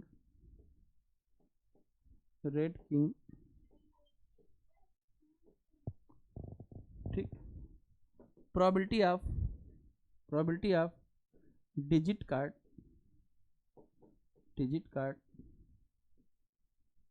probability of diamond card, probability of diamond card, probability of spade card, probability of spade card. कर लीजिए कोई भी question. लिख लीजिए। Probability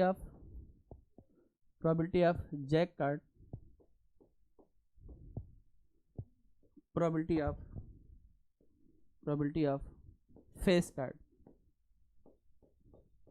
probability of face card.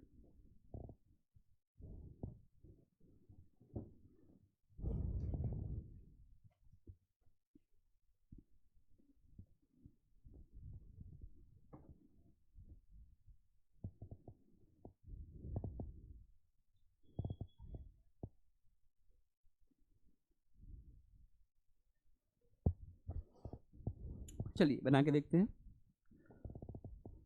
Red card कितने हमारे पास हैं, और 26 में से हम निकाल सकते हैं एक कार्ड, तो 26 ही तरीका हुआ, और नीचे कुल तरीका हमारे पास कितने बताओ, 52। तो आंसर कितना हो जाएगा 1/2। तो ब्लैक का भी कितना आंसर हो जाएगा 1/2। राजा कितने हमारे पास हैं 4, और पत्ते कितने हमारे पास हैं 52। तरीका कितना हो जाएगा 1/13। रानी का भी सेम 1/13। रेड किंग हमारे पास, लाल किंग कितने हैं 2, और पत्ते कितने हमारे पास हैं कुल 52। 52 का आधा कर देंगे तो हो जाएगा 26। तो कटा दो बेटा, तो इसकी वैल्यू हो जाएगी 1/26। डिजिट कार्ड कितने हैं बताओ, अभी बताया था कितने हैं 36। टोटल पत्ते 52, कटा दो इसको, कितना आ जाएगा 9/30। ठीक। Probability of jack card, jack कितने अपने पास हैं 4, पत्ते कितने हैं 52, कितना हो जाएगा 1/30। प्रोबेबिलिटी ऑफ डायमंड, डायमंड कितने अपने पास हैं 13 पत्ते, ठीक है, कुल पत्ते 52, कितना हो जाएगा 1/4। Probability of the same spade 1/4। Probability of the face card, अब फेस कार्ड कितने अपने पास है सोचो, कितने कितने, हाँ 1 को फेस कार्ड में रखें कि नहीं रखें, तो कितने हुए, तो 12 ही हुआ ना, फिर 4 हमारे पास किंग हो गए, 4 हमारे पास क्वीन हो गया, और 4 ही हमारे पास क्या हो गया। तो आप देख सकते हैं कि हमारे पास जो है यहाँ पे हो जाएगा 12 बाई क्या 12/52। कटा दो इसको, किससे कटेगा ये 3 से, कटा दो 3 से, कितना आ जाएगा वो 3 से कटेगा, किससे कटेगा 4 से कटेगा, 4 से कटाओ, 4 से कटाओ 3/30। तो अगर आपको कार्ड की समझ है तो इसमें कोई दिक्कत ही नहीं है। सिंगल एक कार्ड निकालना था, 52 पत्ते में से एक पत्ते निकालने का हमारे पास 52 तरीका है, लेकिन जिस पत्ते को हम लोग चूज करना चाहते हैं वो अगर वह रेड पत्ता है तो रेड हमारे पास 26 ही पत्ते हैं, तो 26 में से एक पत्ता निकलने के तरीके कुल 26 तरीके हैं। तो हम जिन तरीकों से पत्ते को चूज कर सकते हैं वह 26 तरीके हैं, लेकिन कुल तरीका इसमें 52 वेरिएट कर रहा है, तो उसकी प्रोबेबिलिटी कितनी हो गई 1/2, क्योंकि जितना कार्ड रेड है उतना ही ब्लैक कार्ड है, जैसे कॉइन के साथ साथ जितना हेड है उतना टेल है, तो प्रोबेबिलिटी हेड की 1/2 होती थी, टेल की 1/2 होती थी, तो इसमें आधा पत्ते तो लाल हैं और आधा पत्ते क्या है, आधा पत्ते ब्लैक हैं, तो प्रोबेबिलिटी क्या बन जाएगी, रेड का पूछूंगा तब भी 1/2 और ब्लैक का पूछूंगा। लेकिन जैसे मैं किसी एक सूट पे आता हूँ, जैसे मैं डायमंड पे आ गया, तो डायमंड केवल 13 पत्ता है, 52 में से 13 पत्ता डायमंड का है, 13 पत्ता जो है आपका स्पेड का है, 13 पत्ता आपका क्लब का है, 13 पत्ता आपका जो है वह हार्ट का है, तो 1/4 को कवर कर रहा है। हर चौथे पत्ते में से एक पत्ता डायमंड का है, तो उसकी प्रोबेबिलिटी क्या होगी फिर 1/4। रेंडम एक्सपेरिमेंट होता है, कार्ड किसी को देख के नहीं दिया जाता है, ऐसे घुमाया जाएगा पत्ते को, ऐसे घुमाया जाएगा और ऐसे घुमाने के बाद ऐसे जो है बांट देते हैं। बचपन में आपके माँ बाप ने आपको ताश के पत्ते दिए थे कि नहीं दिए थे, मैंने दे दिया, सॉरी को एक दिन दिया था, बोला पापा बड़ा मजा आ रहा है, 2-4 दिन खूब बड़ा मजे से खेला और मुझे बुला बुला के खेलता था, पापा आओ खेलो, और हरा देता था। मैं जानता था कि गेम में तो पहली बार हराता ही है, तो ये सारे बड़े पत्ते उसको मिलते, 3-4 दिन खूब गेम रहा, अभी कार्ड कहाँ है उसको होश नहीं है। इस बात को ध्यान रखिएगा, आगे आप इस बात का ध्यान रखिएगा, जितनी भी चीजें हैं उसकी सही गलत की समझ अपने बच्चों को आप खुद ही दे दीजिए। आई बात समझ में? अगर आप एक सही तरीके से एक बैलेंस, क्योंकि आपकी जिम्मेदारी बनेगी आगे 2-3 साल, अभी तो आप जॉब ले लीजिए, फिर आगे जब नया जनरेशन आएगा ना बेटा, तो उसको सब कुछ सिखा के चलना पड़ेगा। अब उसको किसी चीज से, आप किसी चीज से किसी को रोकेंगे ना तो वो वहां पे जरूर जाएगा। किसी को बोलेंगे इधर मत देखना ना, तो उसे पता है और कहीं नहीं देखना, इधर जरूर देखना है। ये हमारा दिमाग जो है ना उल्टी दिशा में काम करता है। आई बात समझ में? तो एकदम से जो है हर चीज को आपको सिखा के चलना पड़ेगा। 4 दिन के बाद अभी ताश का कभी जिक्र ही नहीं हुआ, फिर और भी दुनिया में चीजें हैं, और भी चीजों पे जिक्र होगा, ताश पे रोज तो नहीं जिक्र होगा। समझ में आई बात? लेकिन अगर हम ताश को पहले ही डांट के बोल दें कि देखो इससे दूर रहो, इसको छू मत लेना, ये बहुत गलत चीज़ है, तो बच्चा समझ जाएगा कि ये कुछ तो ऐसी चीज़ जो मना किया गया था, मैं इसको जब बड़ा होऊंगा तब जरूर देखूंगा। बात यही तो सिद्धांत है। सिखा दीजिए, बल्कि पैसा रख के भी जुआ भी सिखा दीजिए। गन आप देखते नहीं हो, ग्रेनेड लाता और फेंक देता है। आप लोगों के साथ लिया नहीं किया क्या ऐसा? रोज मुझे उड़ाता रहता है। अभी इस समय तो आर्मी के उसमें चल रहा है कि मैं अभी आर्मी मैन हूं, तो अभी मैं किसी को नहीं छोड़ूंगा, जितने दुश्मन है सबको उड़ा दूंगा। दुश्मन बना कौन? एक ही दुश्मन है उसका, बस मैं। कभी डायनामाइट उड़ा देगा, कभी बम उड़ा देगा, कभी ग्रेनेड उड़ा देगा। नए उस पे उसके सेट में आया है। अब मैं भी उड़ता हूँ, मैं मर गया, उसको मजा आता है। बचपन में चीजों को जितना अच्छे से आपके साथ में जितना अच्छा व्यवहार किया जाएगा, आगे चल करके आप उतनी अच्छे प्रोडक्ट बनेंगे। एक बात ध्यान रखिएगा, अभी आपको मैं डांट सकता हूँ, लेकिन अगर आप ये छोटे बच्चे होते तो क्या मजाल मैं आपको डांट दूं? क्योंकि आप सीख रहे हैं, आप डांट सीख जाएंगे, फिर आप आगे भी डांटेंगे। इसलिए बड़ी सावधानी रखनी पड़ती है। क्यों पुष्कर जी, किससे डर लगता है घर में? किसी से भी नहीं। अब देखो, ताश की एक पत्ती है ना, ताश की एक पत्ती थी, अब हमारे पास 52 पत्ते में से अगर मैं 2 पत्तों को निकालूं तो क्या होगा? क्वेश्चन का लेवल बढ़ाते हैं। अगर 52 पत्ते में से मैं 2 पत्ते निकालूंगा तो कुल कितने तरीके बनेंगे? आप बताएंगे? If you have the card 52 card and we withdraw 2 cards, how many total manners? Total manners कितना होगा? आप बताएंगे? आप बताएंगे?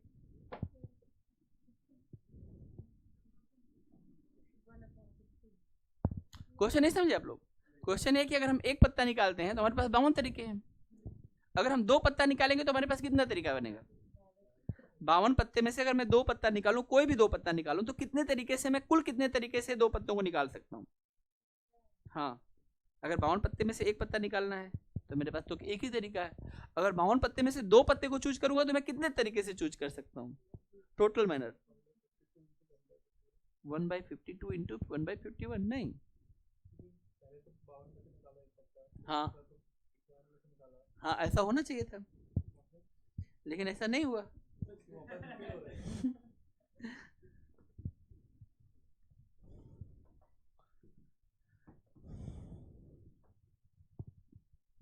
कॉम्बिनेशन आप लोग पढ़े? कॉम्बिनेशन आप लोग पढ़ेंगे नहीं पढ़े? तो कब यूज करेंगे? देखो, 52 पत्ते में से एक पत्ता चूज करने को हम बोलते हैं 52C1। क्या बोलते हैं? और किसी भी C1 की वैल्यू उतनी होती है, तो मुझे वहां पर C बोलने की जरूरत नहीं थी। टोटल मैनर 52, ये समझ में भी आ गया होगा। लेकिन जब 2 पत्ता निकालना है तो मुझे बोलना पड़ेगा 52C2। अगर 3 पत्ता निकालना है तो मैं क्या बोलूंगा? 52C3। इसीलिए कॉम्बिनेशन जरूरी था। इसलिए तो आपको कॉम्बिनेशन दोबारा से पढ़ाया कि मुझे पता है फिर प्रोबेबिलिटी में आपका मामला साफ हो जाएगा। कॉम्बिनेशन हमें चूज करना बताता है। चूज करने का मतलब रेंडमली हम कहीं से किसी भी पत्ते को चूज कर सकते हैं। तो कुल कितने हमारे पास तरीके बनेंगे? अगर हम 52 पत्तों में से 2 पत्ते को अगर हम चूज करते हैं बेटा, तो यहाँ पर जो टोटल मैनर बनेगा, इसको समझ लो पहली बार। इसका टोटल मैनर बनेगा, इसका कुल तरीका बनेगा, इसका नंबर ऑफ सैंपल स्पेस बनेगा, इसका डिनोमिनेटर बनेगा, और वो डिनोमिनेटर बनेगा 52C2। और किसी भी C2 की वैल्यू निकालना तो आपके बाएं हाथ का खेल है। चलिए निकाल के देखते हैं। 52 इंटू 51 और बटे में 2। C2 आप भूल रहे थे। अब इसको आप अगर सॉल्व करेंगे तो देखो बेटा, इसकी वैल्यू हो जाएगी 26 इंटू 51। मल्टीप्लाइड कर दीजिए 26 से। 26 से कम 26, 2 करी हो जाएगा। 26 5 से 130 और 2 कितना हो जाएगा? 13 26। देखो वैल्यू बड़ा मजेदार है, आप याद भी रख सकते हैं। 13 का डबल, 13 पत्ते तो होते ही हैं। 1326 मैनर होगा जब हम पत्ते निकालेंगे 2। लेकिन फिर वही बात आ जाती है, अब जब हम एक पत्ते के ऊपर चलते हैं तो मेथड, ये बात नहीं सीखना है कि हम जो है कैलकुलेशन का पार्ट आपसे नहीं चेक किया जाता है, आपसे चेक किया जाता है कि आप ताश के पत्तों की समझ रखते हैं कि नहीं रखते हैं, और उनमें आप जो है कॉम्बिनेशन अप्लाइड करना जानते हैं कि नहीं जानते। इसलिए जो क्वेश्चन अब मिलेगा अगर 2 पत्तों में, तो उसका आंसर CR फॉर्म में दे दिया जाएगा।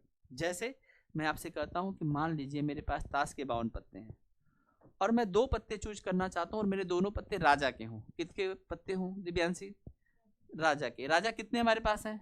4, और अगर 4 में से मैं 2 पत्ते चूज करूंगा तो ये मेरा हो गया प्रोबेबिलिटी। मैं किस चीज की प्रोबेबिलिटी? मैं प्रोबेबिलिटी ऑफ किंग किंग देख रहा हूँ। तो ऊपर की तरफ 4c2 होगा और नीचे की तरफ क्या हो जाएगा बताओ? कहाँ से मैं चूज कर रहा हूँ 2 पत्ते? 52 में से। तो ये इसका आंसर फिर सी फॉर्म में लिखा जाएगा। लेकिन अगर मान लीजिए आप चाहते हैं कि आप इसको और अच्छे से करें तो 4c2 की वैल्यू आप जानते हैं कितना होता है बताओ? 4c2 की वैल्यू कितनी होती है? 4 × 3 डिवाइड बाई 2। तो ऊपर वाली की वैल्यू कितनी आ जाएगी? 6 आ जाएगी। और नीचे वाली की वैल्यू बताइए कितना आ जाएगी? 1326 आ जाएगा। ये आपस में कटेगा कि नहीं कटेगा? तो आप देखेंगे ये पहले हम इसको कटा देते हैं। 6 से कटा दूं क्या डायरेक्ट? 6 से कट जाएगा, डायरेक्ट कट जाएगा। देखो 6 कम 6, 6 दूना के 12, 6 दूना के 12। और तो इसकी प्रोबेबिलिटी कितनी आ गई? 1/221। तो आपको हो सकता है कि 1/221 भी दे, या हो सकता है कि बात यहीं पे रोक दे। तो ये सॉल्व करना आपने कॉम्बिनेशन में सीखा है कि नहीं सीखा है? एनसीआर तो आप सीख ही चुके हैं ना, तो इसको प्रोबेबिलिटी में यूज कर पाएंगे कि नहीं यूज कर पाएंगे? तो टोटल मैनर का तरीका हमारे पास कितना हो गया? 5c2, otherwise we can say 1326। And question is asking about कि अगर हम मान लीजिए दोनों के दोनों किंग निकालते हैं तो किंग हमें कहाँ मिल सकता है? किंग किंग में मिलेगा। और किंग कितने हमारे पास हैं? 4। उन 4 में से कोई भी 2 किंग कितने तरीके से आ सकता है? 4 पत्तों में से 2 पत्ते आने का तरीका 4c2 होता है, यानी 6 तरीके से आ सकता है। आई बात समझ में? कुछ 6 तरीका दिखाऊं या आप मान रहे हैं कि 6 तरीका हो जाएगा? चारों किंग को लिखूं और पहले का दूसरे के साथ, पहला तीसरे के साथ, पहला चौथे के साथ, दूसरा तीसरे या चौथे के साथ, तीसरा चौथे के साथ। तो इस तरह से हमारे पास 6 मैनर बनेंगे। लेकिन आपको सब उतना नहीं जाना, बस आपको आंसर से मतलब है कि आंसर 4c2/52c2 पे लॉक किया गया है या 1/221 पे लॉक किया गया है। बोलो कर लोगे या नहीं कर लोगे? फिर देरी किस बात की है? लिखिए लिखिए 2 card drawn from A pack of card. 2 card drawn from A pack of card. 2 card drawn from a pack of card.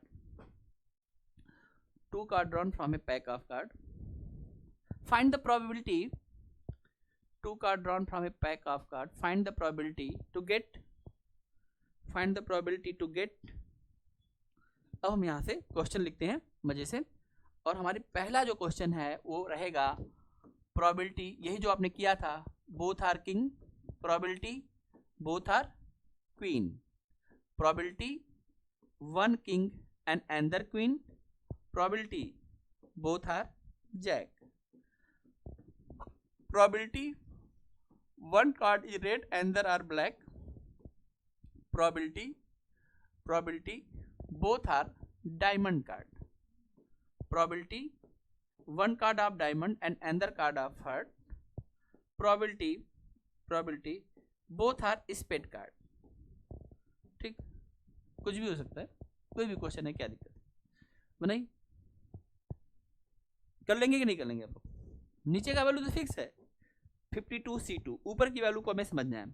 तो देखो मैं पहले क्वेश्चन को बता देता हूँ। राजा बताओ कितने होते हैं? 4। 4 में से मैं कितने चाहिए? तो पहला क्वेश्चन का आंसर हो जाएगा 4c2 डिवाइडेड बाई 52c2। ऐसे रानी भी हो जाएगी 4c2 अपॉन क्या? 52c2। ऐसे दोनों जैक होने के तरीके 4c2 अपॉन 52c2। ऐसे एक राजा, अब ये वाला समझो, राजा एक हो और रानी एक हो। हमारे पास राजा कितने हैं? और 4 में से कितने पत्ते चूज करना है? एक पत्ता। तो हम क्या यूज करेंगे बेटा? 4c1। और मल्टीप्लाइड किसे करेंगे बेटा? क्योंकि रानी भी हमें एक चाहिए, और जब तक हमारा, जैसे हम 2 चूज कर रहे हैं और जब तक हमारा 2 नहीं पूरा होगा तब तक मल्टीप्लाइड होगा। ये वाला टेक्निक आपको सिखाया हूँ। तो अगर हमारी दूसरी रानी है, रानी भी 4 पत्तों में से आएगी, तो इसका वैल्यू क्या हो जाएगा? 4c1। और नीचे क्या होगा बेटा? 52 क्या? c2। नीचे हमेशा, क्योंकि अब 52 पत्तों में से ही 2 पत्तों को, किसी भी 2 पत्ते को चूज कर रहे हैं, तो कुल जो मैनर होगा वो हमारा 52/2 होगा। यानी अगर ताश की एक गड्डी में से 2-2 पत्तों के अलग अलग तरीके से देखे जाएं तो कुल 1326 मैनर जनरेट किए जाते हैं। 1326 मैनर जनरेट किए जा सकते हैं। ठीक, ऐसे अब बताइए, अगर एक रेड हो और दूसरा ब्लैक हो तो 26c1 मल्टीप्लाइड बाई 26c1, और नीचे किसे डिवाइड कर देंगे बोलो? 52c2 से। ऐसे ही आप देख सकते हैं।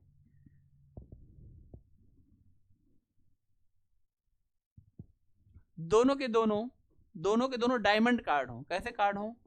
डायमंड कार्ड हो, दोनों के दोनों डायमंड कार्ड हो, ये डायमंड शेप के कार्ड होते हैं, तो दोनों के दोनों डायमंड कार्ड हो। कितने डायमंड कार्ड अपने पास है? 13 C2 अपॉन 52 C2। एक डायमंड हो और दूसरा हर्ट हो, एक डायमंड का कार्ड हो और दूसरा कार्ड हमारे पास अगर हर्ट का कार्ड हो तो हम उसको कितने तरीके से चूज कर सकते हैं? 13C1 multiplied by 13C1 divided by 52C2। दोनों के दोनों स्पेड कार्ड हों, दोनों के दोनों स्पेड कार्ड हों, दोनों के दोनों स्पेड कार्ड हों, तो वही हमारे पास हो जाएगा। स्पेड के कितने पत्ते होते हैं? 13 C2 upon divided by 52 C2। और अब किसी भी वैल्यू को आप मुझसे कहिए, मैं निकाल के दिखा देता हूँ, या आप कहेंगे तो मैं सारा निकाल के दिखा दूंगा, क्योंकि अब इसके बाद ये कॉम्बिनेशन। प्रोबेबिलिटी बस इतने तो सीखना है। प्रोबेबिलिटी में सीख क्या रहे हैं? खाली फ्रैक्शन बनाना। फ्रैक्शन में क्या होता है? फ्रैक्शन कैसे बना था? अब में से तो कुछ लोग फ्रैक्शन पढ़े भी होंगे। फ्रैक्शन कैसे बना था? नीचे टोटल वैल्यू रखते थे और ऊपर जिसको देखते थे उसको ऊपर चलाते थे। तो बेसिकली प्रोबेबिलिटी कुछ है वह नहीं, प्रोबेबिलिटी एक फ्रैक्शन है, हम जिसको देख रहे हैं वो ऊपर चला जा रहा है, और किसी भी फ्रैक्शन को परसेंटेज में बदल सकते हैं। तो नीचे हमेशा टोटल आता है, फ्रैक्शन में भी नीचे हमेशा टोटल आता है। अब किसी चीज के तरीके कितने बन सकते हैं? क्योंकि हम चूज कर रहे हैं, चयन कर रहे हैं, इसलिए कॉम्बिनेशन लग रहा है। अगर हम 3 पत्ते चूज करेंगे तो 52C3 लग जाएगा। अगर हम 10 पत्ते चूज करेंगे तो 52C10 लग जाएगा। लीजिए, अगर हम 52 पत्तों में से अगर हम 100 पत्ते चूज करेंगे तो क्या लगेगा? टोटल तरीका कैसे होगा? जैसे अगर हम 10 पत्ते चूज करते हैं तो 52C10 लगता है। अगर हम 100 पत्ते चूज करें तो हाँ बोलो प्रियांशु, तुम बोलो, जल्दी बोलो, क्या बन जाएगा? क्या लगेगा? बोलो, टोटल बनर क्या हो जाएगा? 52C। हाँ, अरे महान है, महान है। 52 पत्तों में से हम 100 पत्ते कैसे चूज कर पाएंगे? वो भी चूज कर रहे थे उधर से, इनको लगा बहुत आसान है। 2 पत्ते चूज करते हैं तो 52C2, 3 पत्ते चूज करते हैं तो 52C3, अगर 10 करते हैं तो 52C10। तो अगर 100 चूज करेंगे तो क्या हो गया? 100 चूज कर लेंगे। अली बाबा 40 चोर मर गए, 45 चोर कैसे? हाँ वही सही तो कहा। इधर देखो ध्यान से, तो हम लोग देखेंगे कि अगर हमारे पास 52 पत्ते हैं तो मैक्सिमम जो हो सकता है 52C52 ही हो सकता है, उससे बड़ी वैल्यू जनरेट नहीं हो सकती है। जैसे मान लीजिए हमारे साथ 20 लोग हैं और अभी मान लीजिए हम लोग नए वर्ष के उपलक्ष्य में जो है अगर हम लोग एक मार्च करेंगे तो मैं कहूंगा कि अगर हम लोग मान लो कि 20 लोग हैं तो क्या हमारे पीछे 100 लोग कैसे आ जाएंगे? 20 ही तो रहेंगे, 100 लोग कैसे चूज कर लूंगा? जो है उसी में से चूज करते हो। मैक्सिमम तरीका आपके पास कितना हो सकता है? हमेशा n की वैल्यू बड़ी होती है r से, जो हम चूज करते हैं, या ज्यादा से ज्यादा बराबर हो सकती है। तो 100 कैसे चूज कर लेंगे लीजा जी? आई बात समझ में? अब ये समझ में आ गया आपको? तो टोटल मैनर हमेशा नीचे होता है और हर जगह देखो एक चीज लगा है 50C2, और ऊपर जो वैल्यू है उसको आप देख सकते हैं। अगर 26 पत्ते में से हम एक पत्ता चूज करेंगे तो 26C1, क्योंकि हमें रेड चाहिए और दूसरा में क्या चाहिए? आप यहाँ पर ध्यान से देख लीजिएगा, यहाँ पर लिखा गया है ये हमारा पत्ता कैसा है? रेड पत्ता है, और ये शॉर्टकट में हमने लिख दिया, आप समझ रहे होंगे। हम प्रोबेबिलिटी इन चीजों का खोज रहे थे। क्या पुष्कर जी बन जाएगा? कर लेंगे आप लोग? इसको सॉल्व करके दिखाऊं कोई सा, या आप कर लेंगे? सभी लोग कर लेंगे कंफर्म? तो चलो मुझे एक बताओ, इसका बताओ प्रोबेबिलिटी एक डायमंड एक हार्ट, इसकी अगर हम वैल्यू जनरेट करेंगे तो कितना आ जाएगा? तो भाई मेरे हिसाब से 13 इसकी वैल्यू आएगी, C1 की वैल्यू तो इतनी आती है, और नीचे की वैल्यू तो आपने पहले से याद कर रखा है 1326। अगर किसी बच्चे को 13 का टेबल याद है तो जरा पढ़ेगा भैया। देखो 13 से कट जाएगा, 13 कम 13 और 13 दूना के 26, ठीक कट जाएगा। क्या अब कटेगा? 102 कटेगा 13 से? कटेगा क्या 13 के टेबल में?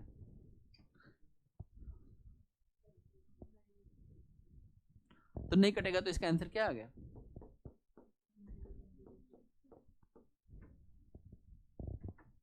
देख लीजिए। अब किसी भी को भी सॉल्व कर सकते हैं। C1 की वैल्यू उतनी थी, C2 C3 जो भी है वो आपको निकालना तो सिखाया गया है। तो आप इस क्वेश्चन को अगर उसमें वैल्यू दिया है तो ये मत कहना कि सर ने C फॉर्म में छोड़ा था।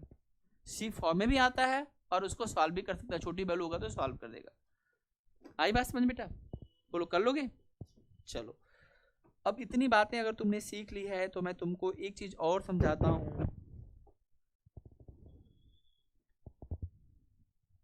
एक होता है ट्री, मतलब टी होता है, और एक होता है एफ। टी का मतलब, टी का मतलब, और एफ का मतलब।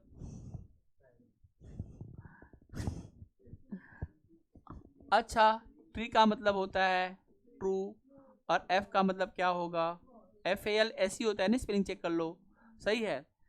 एक मामले में आपको सत्य बोलना है और एक मामले में आपको झूठ बोलना है, ठीक है। आप में से सभी लोग बहुत बार झूठ बोलते हैं, कई बार तो मुझसे झूठ बोल देते हैं। यही हम यहाँ पे पढ़ेंगे। कोई झूठ बोल रहा है तो कितना झूठ बोल रहा है हम ये भी पता करेंगे। आप लोग झूठ बोलते हैं, हमारा काम ही है, हम इसमें प्रोबेबिलिटी में सीखते हैं कि कोई कितना झूठ बोल रहा है, उसको हम पता कर लेंगे। उसकी जरूरत नहीं है, हमारे पास मैथ है, उसी से काम चल जाएगा। कैलकुलेशन से पता चल जाएगा कि आप झूठ कितना बोलते हैं। और इतना ही नहीं, हम केवल झूठ पकड़ना नहीं सीखेंगे, हम देखेंगे कि झूठ पे झूठ मिलाता कौन है, वो भी हम पकड़ लेंगे। दो व्यक्ति अपनी बातों को रखते समय कब एक दूसरे की बातों से सहमत होंगे? दो तरीके से सहमत हो सकते हैं। अगर दोनों सत्य बोल रहे होंगे तो सहमत हो जाएंगे, या दोनों झूठ बोल रहे होंगे तो सहमत हो जाएंगे। लेकिन कब सहमत नहीं होंगे? जब एक सत्य बोल रहा होगा और एक झूठ बोल रहा होगा, तो उनकी बात में तुरंत कंट्राडिक्ट आ जाता है। आज हम यही पढ़ने वाले हैं, ये प्रोबेबिलिटी का ही पार्ट है। आइए देखते हैं, ठीक है। लिखिए, क्वेश्चन लिखिए।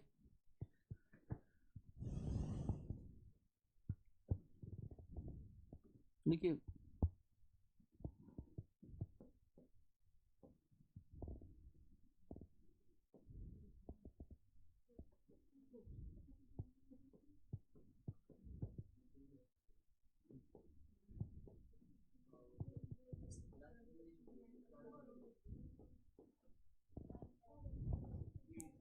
आज यही सीखेंगे, सत्य और झूठ के बारे में आज हम सीखेंगे।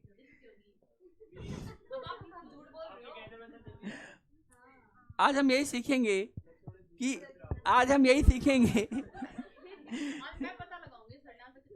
आज तुम्हें पता करना है इस तरीके से। लिखो, पहले लिखो, क्वेश्चन लिखोगे तभी पता चलेगा। लिखो, क्वेश्चन लिखो। A speaks 60% truth, Priyanshu speak 60% truth। लिखो, A speaks 60% truth। B मतलब Pushkar, Pushkar speaks 70% truth। A speak, truth का मतलब सत्य। A speak 60% ट्रूथ, ट्रूथ, ठीक। एंड बी स्पीक 70% ट्रूथ, या ऐसे लिख सकते हैं, इन द मैटर ऑफ 70%। आप ऐसे लिखिए, शॉर्टकट में लिखिए, A speak 60% truth and B speak 70% truth, ठीक है। Find the probability.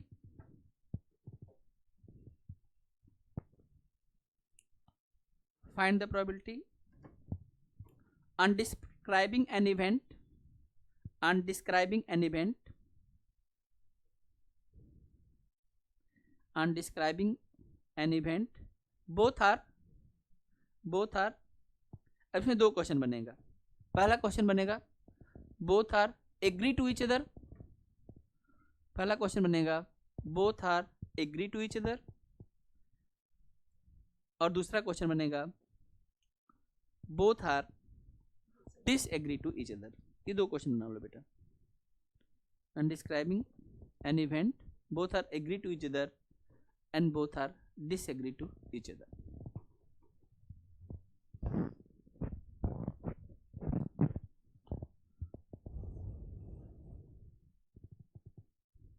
बताइए आंसर। प्रोबेबिलिटी तो पढ़ चुके हैं आप लोग, बताइए फिर। खुशी जी, आपको पकड़ना था ना झूठ, पकड़िए, बताइए। पहले तो इन्हीं का पकड़िए, पहले इन्हीं का तो पकड़िए, फिर देखते हैं। पहले अपने दोस्तों का पकड़िए, फिर देखते हैं बाकी लोगों का।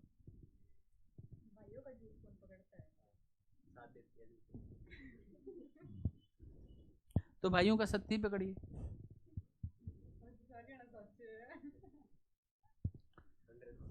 आओ समझते हैं। सबसे पहली बात, अब सीख लेना, दोबारा नहीं सिखाऊंगा। 60% का मतलब क्या मैं इसको 3/5 लिख सकता हूँ? 60% इज इक्वल टू 3/5। किसी को कोई प्रॉब्लम? रीजन दैट कि हम 60% को लिख सकते हैं 60 डिवाइडेड बाई 100 लिख सकते हैं बेटा, और ये कट जाएगा ना 20 से, कितना आ जाएगा? 3/, कितना आ जाएगा? 5 आ जाएगा। करेक्ट है। तो अगर एक बात बताओ, पूरी चीज 1 होती है, अगर कोई व्यक्ति बोलता होगा तो या तो सही बोल रहा होगा या झूठ बोल रहा होगा। तो अगर कोई 3/5 सत्य बोलता है ना बेटा, तो झूठ कितना बोलता होगा? ये समझ में आ गया। और अगर कोई मान लो 70% सत्य बोलता है, तो 7/10 क्या बोल रहा है? सत्य बोल रहा है। तो झूठ कितना बोल रहा होगा? 3/10। ये समझ में आ गया आपको? अगर हमें ट्रू पता है तो हम फॉल्स के बारे में पता कर सकते हैं। अगर ये ट्रू है 3/5 तो फॉल्स हो जाएगा 2/5। अगर ये 7/10 है तो ये क्या हो जाएगा? 3/10। बताओ ये बात आपको समझ में आ रही है? इसमें तो कोई दिक्कत नहीं ना। अगर आप 60% सही बोलेंगे तो आप खुद ही कह सकते हैं कि अगर 40% क्या होगा? झूठ होगा। और 40% की वैल्यू आप बता सकते हैं कितना हो जाएगा? 2/5। अगर कोई 70% सही बोलता है तो झूठ कितना बोलेगा? 30%। और 30% की वैल्यू क्या हो जाएगी? बोलिए बोलिए कितना हो जाएगा? 3/5। हाँ 3/10 हो जाएगा। 3/10 कोई दिक्कत तो नहीं। ये समझ में आ गया डाटा? अगर ये डाटा समझ में आ गया तो हम बात को आगे बढ़ाते हैं और अपने क्वेश्चन तक लेके आते हैं। हमारा क्वेश्चन कुछ इस तरह का था। हमारा पहला क्वेश्चन ये था बच्चों कि हम ये जानना चाहते थे कि किसी घटना को डिस्क्राइब करते समय दोनों एक दूसरे की बात से क्या हो? सहमत हो, एग्री हो। तो हम प्रोबेबिलिटी जानना चाहते हैं। किसका प्रोबेबिलिटी जानना चाहते हैं? एग्री का। हम चाहते हैं कि ये दोनों लोग एक दूसरे की बातों से क्या हो? सहमत हो। अच्छा सहमत कोई कब होगा? बोलो सहमत कब हो सकता है? जब दो तरीके से सहमत हो सकता है। देखो पहला तरीका क्या हो सकता है? पहला प्रोबेबिलिटी ये हो सकता है, पहली प्रोबेबिलिटी ये हो सकती है कि जब ए, पहला ये हो सकता है कि ए जो है, ए क्या हो? ए करता हो ट्रूथ बोल रहा हो, और उस समय क्या हो? बी भी क्या करता हो? ट्रूथ बोल रहा हो। तब एक दूसरे की बातों समझ सकते हैं। और क्या हो सकता है? ऐसा हो सकता है कि ए जो है वह फॉल्स बोल रहा हो, और उसी समय जो है बी जो है वह क्या कर रहा हो? बी भी क्या कर रहा हो? फॉल्स बोल रहा हो। तब एक दूसरे की बात से सहमत हो सकते हैं। सहमत होने के दो आधार हैं। दोनों का सत्य बोलना तो सहमत, और दोनों का झूठ बोलना तब भी सहमत। समझ में आ गई बात? तो अगर हम बोलें कि दोनों सत्य बोलते हैं, इसकी प्रोबेबिलिटी कितनी है? तो देखो ए का सही बोलने का प्रोबेबिलिटी कितना है? 3/5। और बी के सही बोलने का प्रोबेबिलिटी कितना है? 7/10। तो इनको आपस में मल्टीप्लाइड कर दो बेटा, और प्लस नई बात क्या हुई? ए झूठ बोल रहा हो, और ए कितने तरीके से झूठ बोल सकता है? 2/5।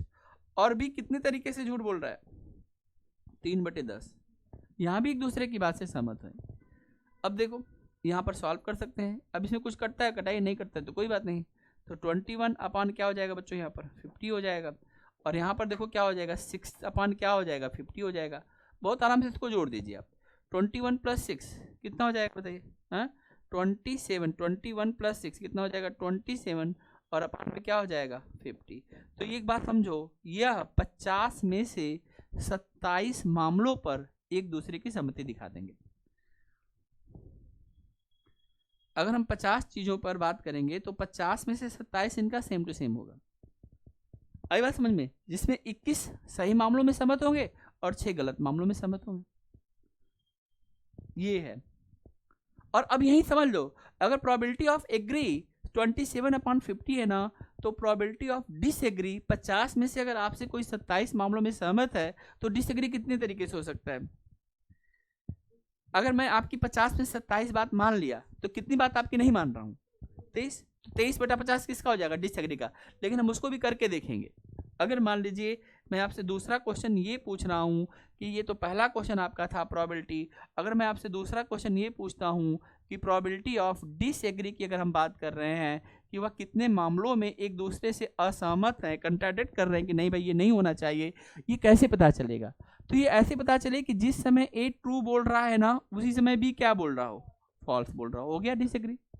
और जिस समय जो है ए जो है वह फॉल्स बोल रहा है, उसी समय बी क्या बोल रहा हो? ट्रू। तो इस तरह से हम डिसएग्री को पता कर सकते हैं। तो यहाँ पर आप देखिएगा ना, ए का ट्रूथ कितना है? 3/5 है ना। और बी का फॉल्स कितना है? बी का फॉल्स कितना है? 3/10 10 प्लस ए का फॉल्स कितना है 2/5 और बी का ट्रूथ कितना है 7/10। जरा हम इसको सॉल्व करके देखते हैं। तो देखो इसकी वैल्यू आ जाएगी 9/50 और इसको सॉल्व करोगे बेटा तो 7 दूना के 14 14/50। अगर आप इनको जोड़ें, दोनों का बेस तो सेम ही है, तो नीचे आप 50 डाल दीजिएगा और 50 में इसको जोड़ दीजिए। 14 + 9 को कितना आ जाएगा 23 अपॉन क्या हो जाएगा 50। 23/50 and 27/50 that is equal to 1। किसी घटना को डिस्क्राइब करते समय सिर्फ दो ही बातें हो सकती हैं, या तो आप उस बात से सहमत होंगे या आप उस बात से सहमत नहीं होंगे, और इन दोनों की वैल्यू हमेशा 1 होगी। तो सहमत कितने थे बताइए 27 बटे, और कितने लोग असहमत थे बताइए। और ये समझ में आया कि निकाला कैसे हमने। एक पता होने से दूसरा पता चल सकता है, लेकिन हमें पूरी बात समझ के चलनी पड़ेगी। डिसएग्री कैसे होता है, एक का सही और दूसरे का झूठ, एक का झूठ और दूसरे का सही, तभी तो कंट्राडिक्ट होगा, तभी तो बात में क्या हो जाएगी कन्फ्लिक्ट हो जाएगा। तो इसको आप नोट कर लीजिए और इस तरह के क्वेश्चन आएंगे तो आप कर लेंगे, ठीक है। तो नए वर्ष की बहुत सारी अनंत कोटि कोटि शुभ कामनाओं के साथ मैं एसके सिंह अपने शब्दों को आज की क्लास में यहीं पर विराम देता हूँ। मिलते हैं अगली क्लास में, तब तक के लिए बहुत बहुत धन्यवाद। Thank you so much.